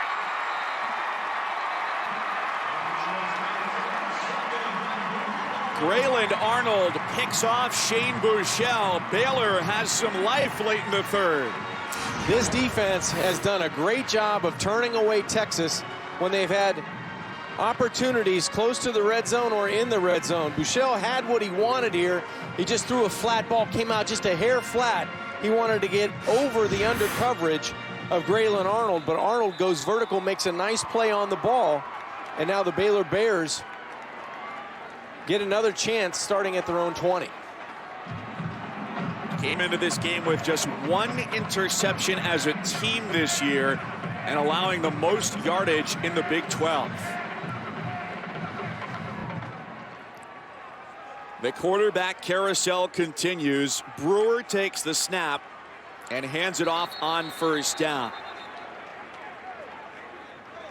Charles Omenihu did a great job at the point of attack for Texas, that right side. He's a big man at 6'7", 280 pounds, and just stuffed the Baylor run on first down. But that's the story, Mike. You mentioned it. It's been Smith and Brewer, and then Smith, back and forth at quarterback. Trying to find a winning combination. Second down pass is complete, but another stick from Houghton Hill. He's one of the better defensive players I've seen all season. You got to love what Houghton Hill did last week against Oklahoma State. Breaks on the football. He's physical. He tackles well in the open field. He's got the entire package you're looking for, not only at this level, but possibly at the next. And now can they come up with just a first down? After showing soft coverage, the Longhorns press up on the edges. They go to Hasty, the sophomore from Longview, Texas, and that is not the answer they wanted. Malcolm Roach, terrific job of contacting Hasty in the backfield behind the line of scrimmage. Too much penetration on first down and on third down allowed by the Baylor offensive line. That offense may just stay out there on fourth down. Say, all right, selling out for the pass. 4th and 2. Just a 3-man rush. And the throw across the middle is incomplete. Texas will take over with great field position once again. That's just a missed opportunity by Baylor. Texas wasn't lined up properly. They had guys all over the place. And you've got to throw right in the middle of the field. And Charlie just missed his wide receiver. Did you think it was a panicked throw? He might have been shocked he was that wide open. You know, sometimes when you're in the middle of the field, Mike, you've got a lot of arms and you're just trying to get the football through the line of scrimmage. He should have hit him, but maybe he didn't have a clean window. He was trying to throw it around an arm and missed him. 1st and 10 with the ball on the Baylor 28. Off the quick toss, Carter, who showed some explosiveness earlier,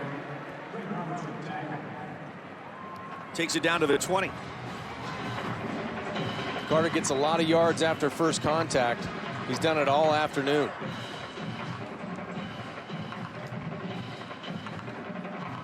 And he's been the guy in this formation whenever Buechele has cleared out. Trying to turn the corner. Real estate not available. Just 15 seconds left here in the third quarter. They can let it wind down if they choose. And they'd be wise to do it with a 24-7 advantage.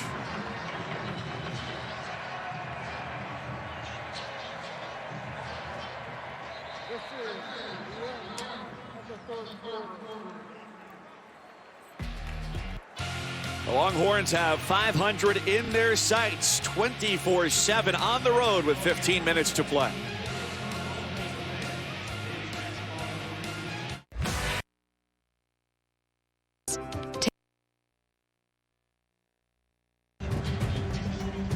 Three-score game as we go to the fourth quarter. Texas up 24-7, and a handoff here to start the fourth quarter, ends with a touchdown for Tennille Carter.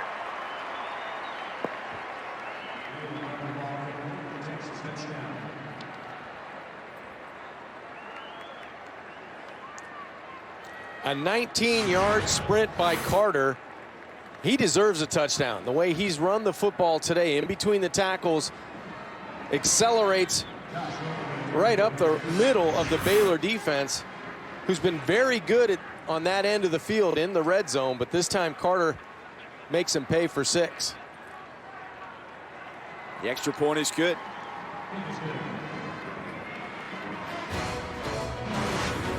A 4-man stable at running back, but Tennille Carter has no problem being a feature guy today. Untouched until the goal line. In for 6.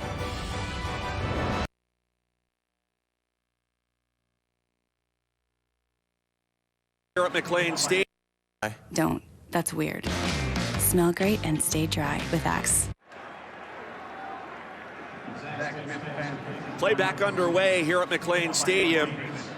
First down opportunity for Jamichael Hasty. Zach Smith is in at quarterback for Baylor. Back and forth they've gone. It will be interesting after this game to hear the thought process of going back and forth between Smith and Brewer. Denzel Mims, I haven't gotten to call his name in quite some time as he goes over the middle. Picks up 21. You're right. We haven't said his name since early in the contest, and when you play quarterback, you have to be tough. Zach Smith took a big shot at the end of that pass, but Baylor now close to midfield.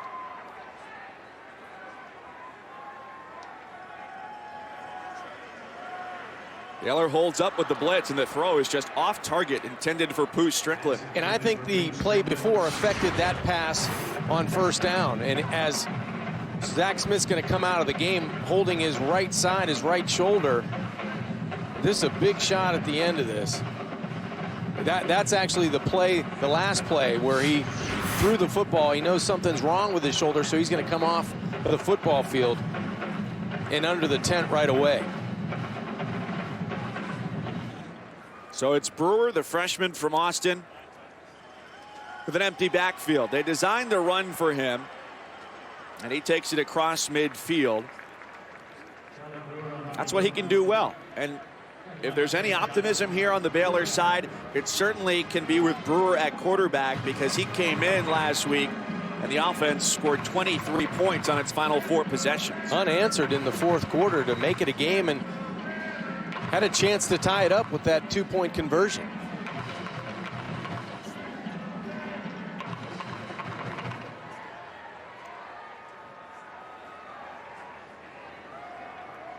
Can they keep the chains moving? Pass is caught inside the 40-yard line, and a first down. Trevor White makes the catch. Just the second time they've been able to move the chains on third down. It's been problematic, considering that coming into this drive, half of their opportunities today on their drives have either been turnovers or 3 and outs. And Brewer just hits the turf.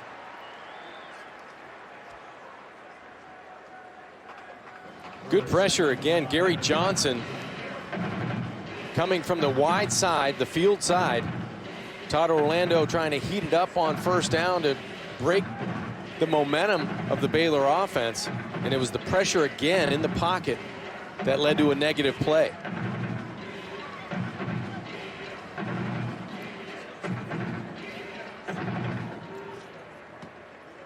Second and 25. How much of that can they get back?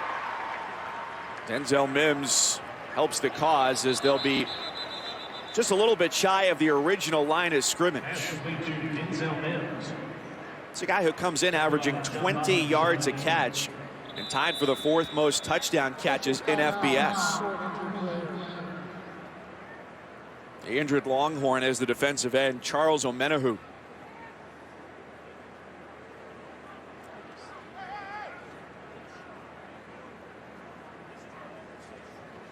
He's been part of a very effective defensive end rotation this year for defensive coordinator Todd Orlando. Yeah, it's been Roach and Hager, Omenihu. You know, Poona Ford up front has had an excellent game as well, as we see Charles get up on his feet with some help.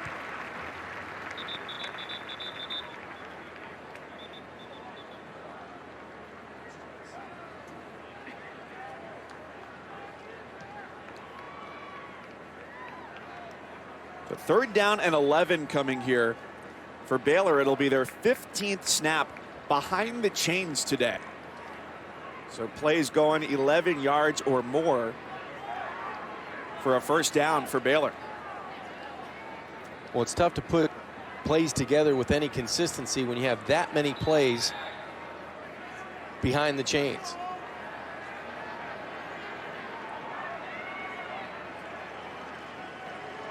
Against a 4-man rush. There goes Brewer. Pressure from the backside. His sideline throw is caught at the 35. Trevor White again. 2 catches for White. And the Baylor offense is going to stay out on the field for 4th down. Just good effort by Charlie Brewer. He takes a big shot at the end of that play from Gary Johnson, but is still accurate with the football down the field. Tough freshman quarterback. That's the danger for any quarterback playing against the Texas defense. They will come after you. He's going to have to stand in there and deliver on 4th down. 4th and 8, and a fastball right to the sticks. Close, but a first down. Marcus Jones, who started out as a wide receiver, moved to defensive back, now back at wide receiver. First down.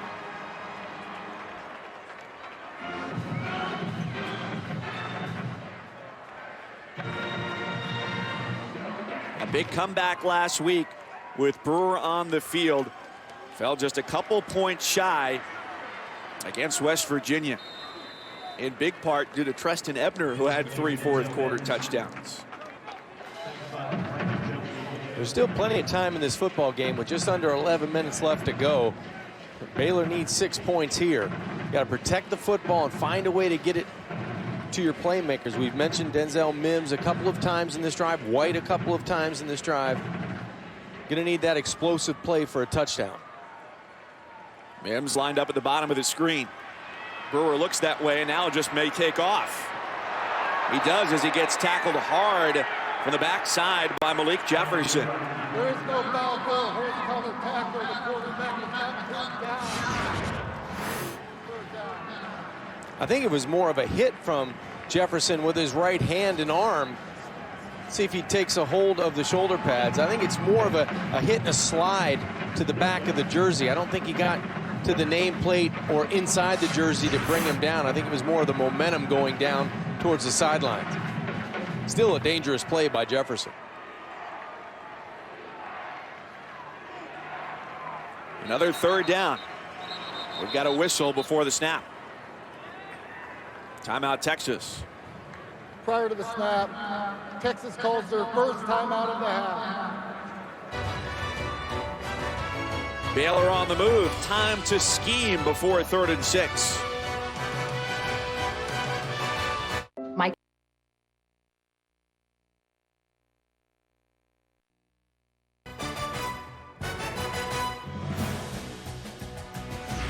ESPN College Football is presented by Vizio, maker of award-winning 4K displays, and in part by Elite PM.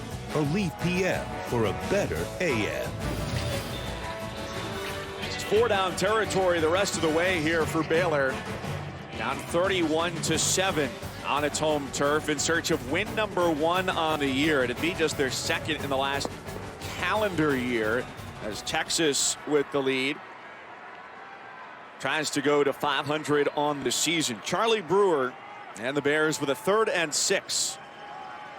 And that pass is tipped at the line of scrimmage. Malcolm Roach getting a hand on it and making it 4th down and 6. Well, Mike, just a couple minutes ago before the break, you mentioned all the talent that Texas has at the defensive end position. Now Malcolm Roach pitches in to do his part on 3rd down.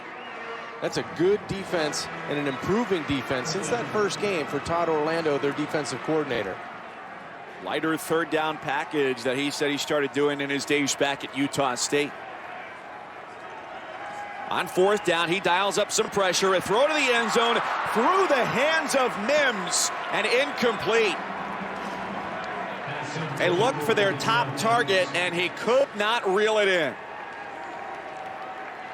That was a pretty good throw by Charlie Brewer. He put it in a spot where Mims could come down with it in the front corner of the end zone. You have to, when you're down the way Baylor's down 31-7 in the 4th quarter, you need to find ways to make plays, especially when they mean touchdowns.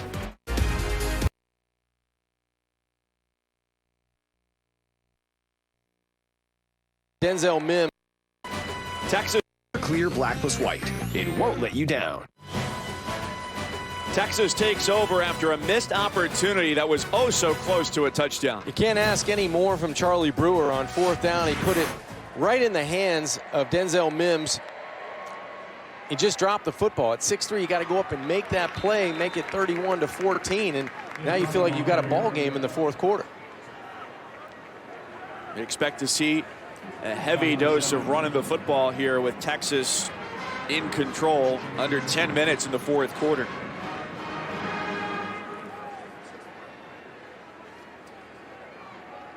And a nice workload today for Tennille Carter. 15 carries, 69 yards.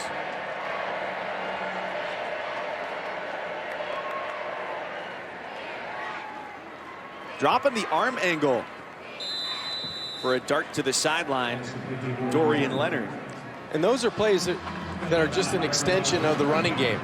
That's that quick screen, a little sidearm pitch to the short side of the field, and just as good as a running play to get yourself in a 3rd and very manageable situation.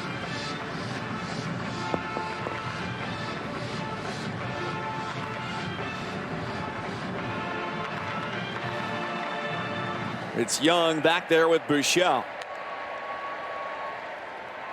They want to throw, but it does go to Young, and the way was cleared nicely by his tight end, Cade Brewer, who opened some blocking room. And he says, I'm going to continue this play all the way out toward midfield, a gain of about 20. And we go to the studio for Chris Cotter. All right, moments ago, this was a 30-10 game. Oklahoma State on top of West Virginia. First, Osman Kamara blocks a punt they covered for a touchdown. Then on the very next possession, Rudolph with the pick six here. Kenny Robinson takes it to the house. It's a 6-point game after 3 on ABC.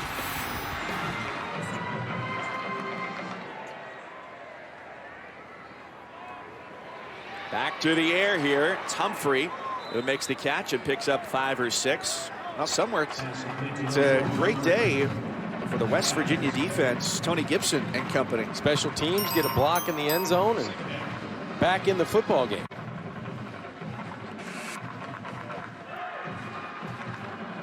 Well, the college football playoff top 25 rankings release coming up this Tuesday, week 1 for the rankings release, 7 Eastern.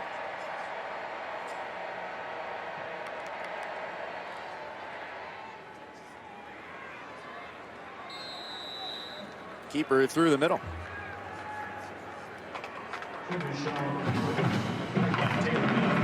John, you see those claps that come pre-snap for Texas. When we talked to Tim Beck, the offensive coordinator this week, he said, yeah, they all mean something. Yeah, I noticed those too, he said. It's a bit of a state secret there as far as what they all mean, though.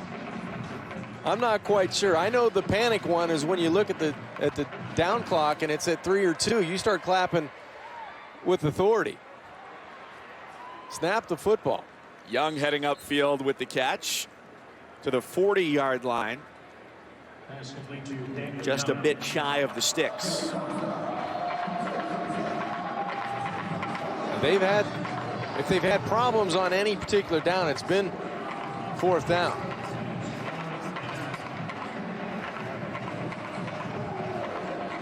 Just looking to salt this one away.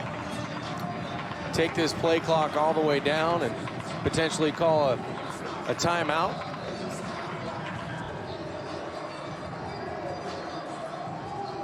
Play clock is inside of 5 seconds here. And it is indeed a Texas timeout.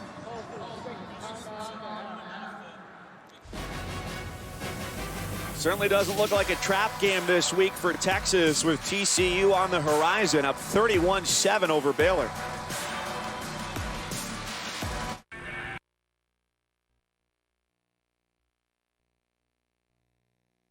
This river, some folks headed for the exits here across the Brazos River. My cousin John Congemi with you from McLean Stadium in Waco, and it has been all Texas right from the jump today. Started with a pick 6, and the lead has grown from there. 31-7 now as they face a 4th and 1 in Baylor territory. And with one of the best punters in the country, elect to put him to work here, and it's another one that he lands inside the 10-yard line.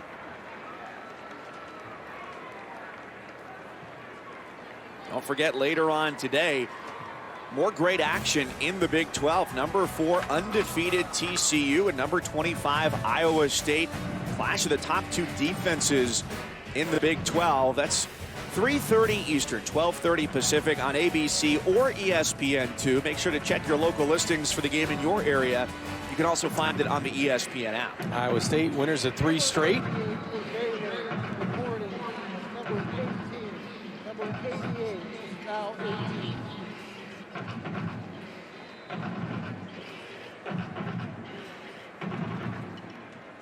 So 6:32 to go for Charlie Brewer and company.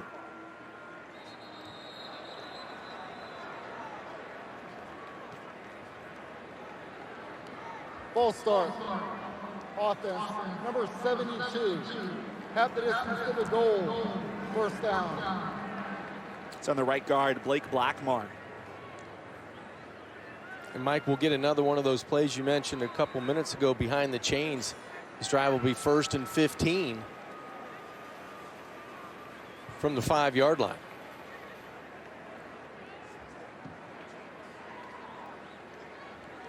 It'll bring up the 16th play behind the chains this afternoon for Baylor. Dangerous play coming out of the end zone for Brewer, who's just got to use his legs to escape. John Bonney came flying in there over the block to get close to the quarterback. That's one thing that the Texas defense has been able to do, is apply pressure in the backfield, force negative plays, and really be stingy against the run. The first week, not so good, but in the next 6 weeks, they've really turned it around on defense, and today's numbers an example of that. Throw parallel to the goal line. A juke and a couple defenders miss as Hasty cuts it upfield.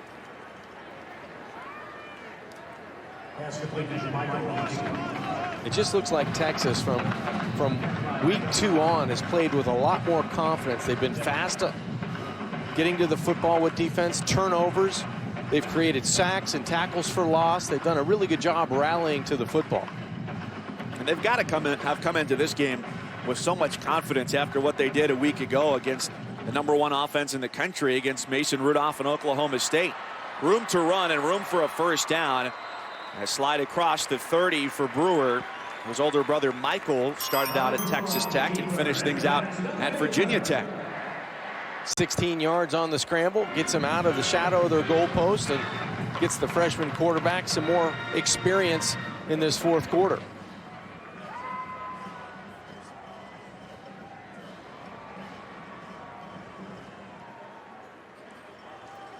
From the 28, Orlando dials up more pressure, and it gets there before the ball can get out of Brewer's hand. Jeffrey McCulloch.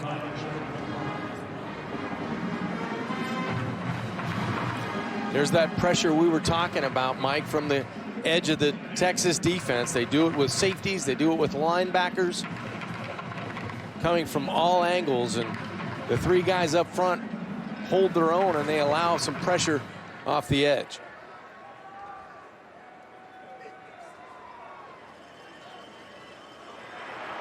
Under pressure again. Tip ball caught by Hasty, and a flag as he goes down to the 32. Pass completed to Michael Hasty. Penalty marker down.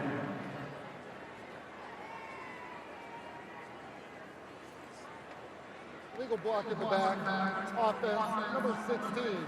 The penalty is declined. 3rd down.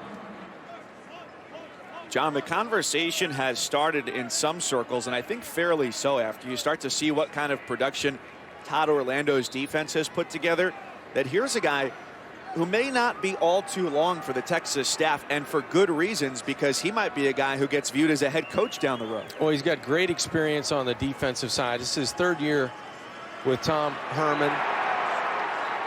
Another big pressure, another big sack, that time by Jefferson, another linebacker, and there's Todd on the sidelines. And it's been masterful what he's done after that opening week loss against Maryland. He's really turned it around in terms of sacks and tackles for loss, and relying on guys like Hill and Elliott and Jefferson and Ford to be the playmakers up front. That's what's really turned it around. The scheme and the players coming together and creating those negative plays. That was the 9th tackle for a loss. It makes it so that Connor Martin has to punt out of his own end zone. Great starting field position for the Longhorns, right near midfield.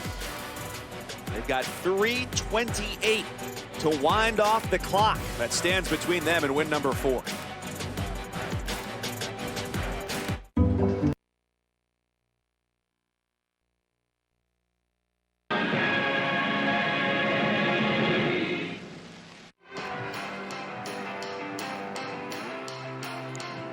Texas on its way to a road win. There was the thought this might be the old trap game for Texas, with TCU on the horizon next Saturday.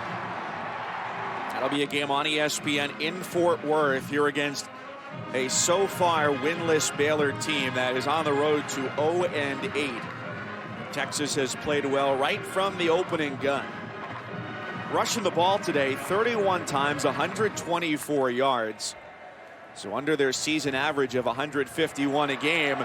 But another big chunk on first down here They go down to the 32-yard line for Daniel Young. Let's take a look back with our Buick Drive recap. Comes on the ground.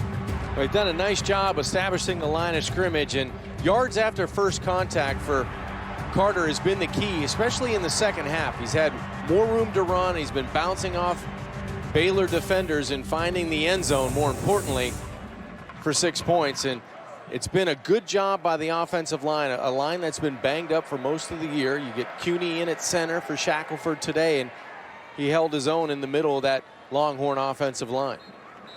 Young stiff arms one defender, but can't turn down two. The clock keeps moving, most importantly for Texas. So for the Longhorns, they've got TCU. That's going to be a tough one. And they will take on Kansas, go on the road to West Virginia, and Texas Tech. So two very high-scoring teams to close out the season. Good tests for the Longhorn defense. And two tough tests on the road at TCU and at West Virginia. Not an easy place to play in Morgantown late in the year.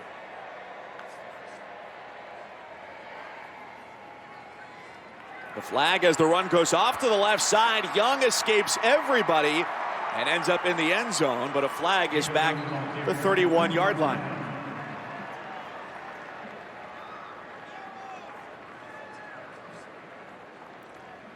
Offside, defense.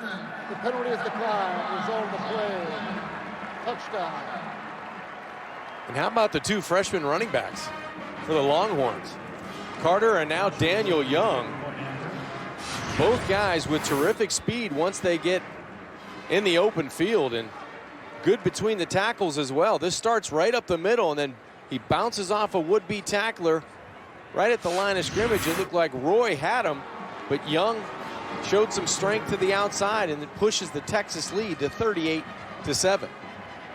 And they've sustained the majority of the rushing offense today. 22 carries between the two freshmen, and Chris Warren just has 2 for the junior. Now coming up tonight on SportsCenter, 1:45 Eastern time. So either stay up or set your alarm. I hope so. The two. After USC Arizona State on ESPN, Kirk Herbstreit gives us a look at who his top 4 should be on Tuesday, plus the teams with the easiest path to the college football playoff. And Mark Teixeira and David Ross will have a breakdown of Game 4 of the World Series. SportsCenter with Linda Cohn and Neil Everett, also streaming on the ESPN app. It's good if you're in Pacific time, 10:45. I can make that. Yeah. Well, you know what? The flight gets in tonight at Miami probably around midnight. Well, that's so right before last call on the East Coast at 1:45. That's right. Of course, depending on your municipality, certain larger cities, your mileage may vary with last call. Thank you, sir. May I have another?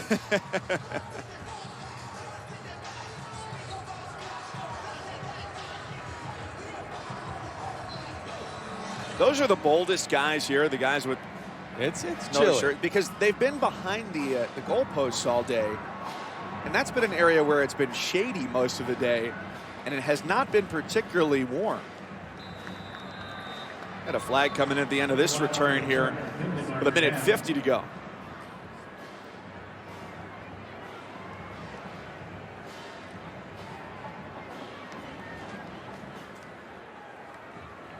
Personal foul, face mask, defense, direction, team, number 35.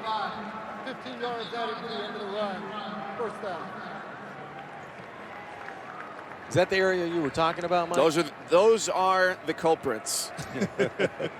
Looks like they're having fun and they're enjoying a pretty easy win by the Longhorns of Texas. They did a great job establishing their will on defense with that defensive score right out of the gate, and their offense really got on track behind Buechele at quarterback today. And the quest becomes, as you look at the remaining schedule for Texas, coming into this game, they knew that they needed to get a win in 3 out of their last 5 games to become bowl eligible. So they're 4-4 after today. They've got to find 2 wins between TCU, Kansas, West Virginia, and Texas Tech. On the flip side, the question becomes for Baylor, where does, if it does come, number one, the first win, and all you have to do is look ahead to next week when you have Baylor taking on Kansas, the two bottom teams in the Big 12.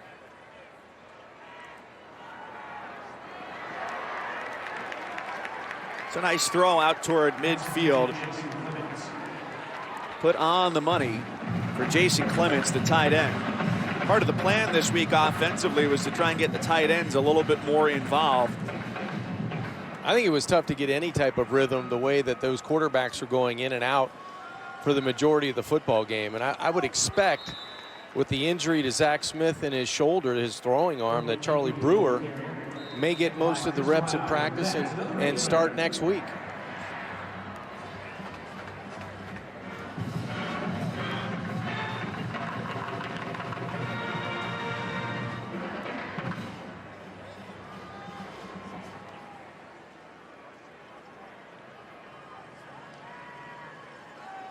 Brewer with the keep and a fastball thrown a little bit behind, and it's dropped by Clements.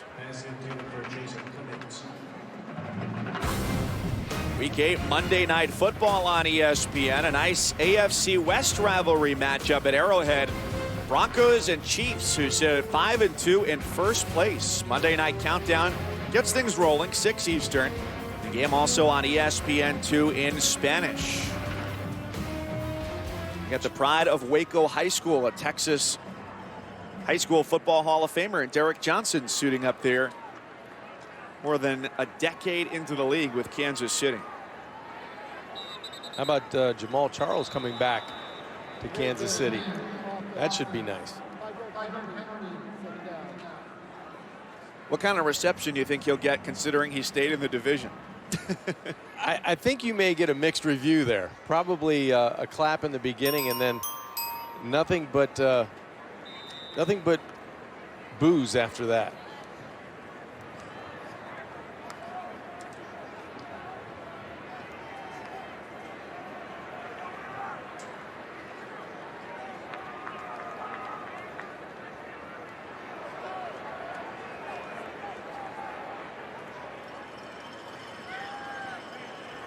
Brewer up top and way too high.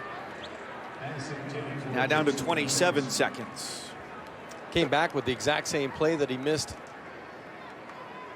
on second down. So there's going to need to be some offensive recalibration going into next week for Baylor. Well, what you'd like to see is if you're going to go with your freshman quarterback, let him take all the first team reps all week and let him play for 4 quarters.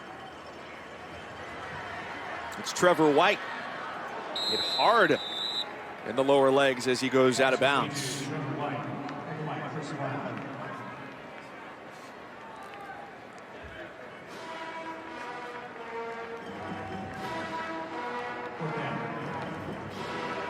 It's another strong effort this week from the Texas defense after last week holding the #1 offense in FBS to 13 points when they came in averaging 51 and no touchdown passes.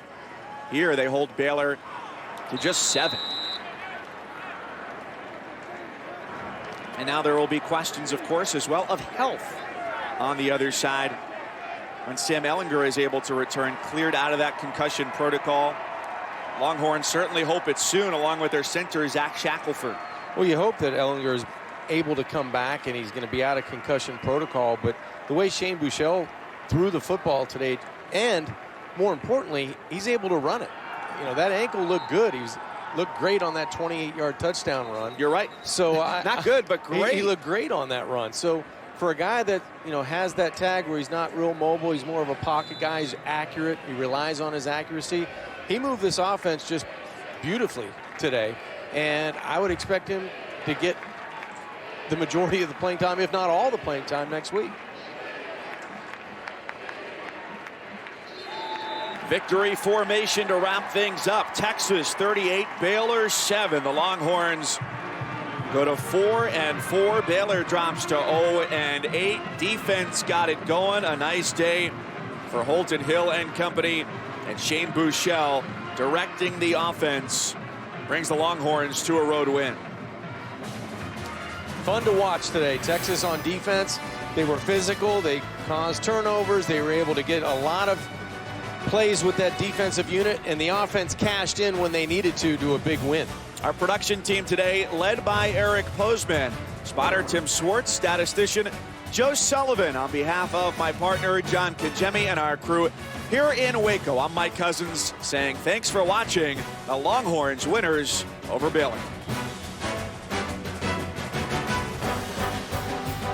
10 yards. Welcome those of you who just finished watching Texas hammer Baylor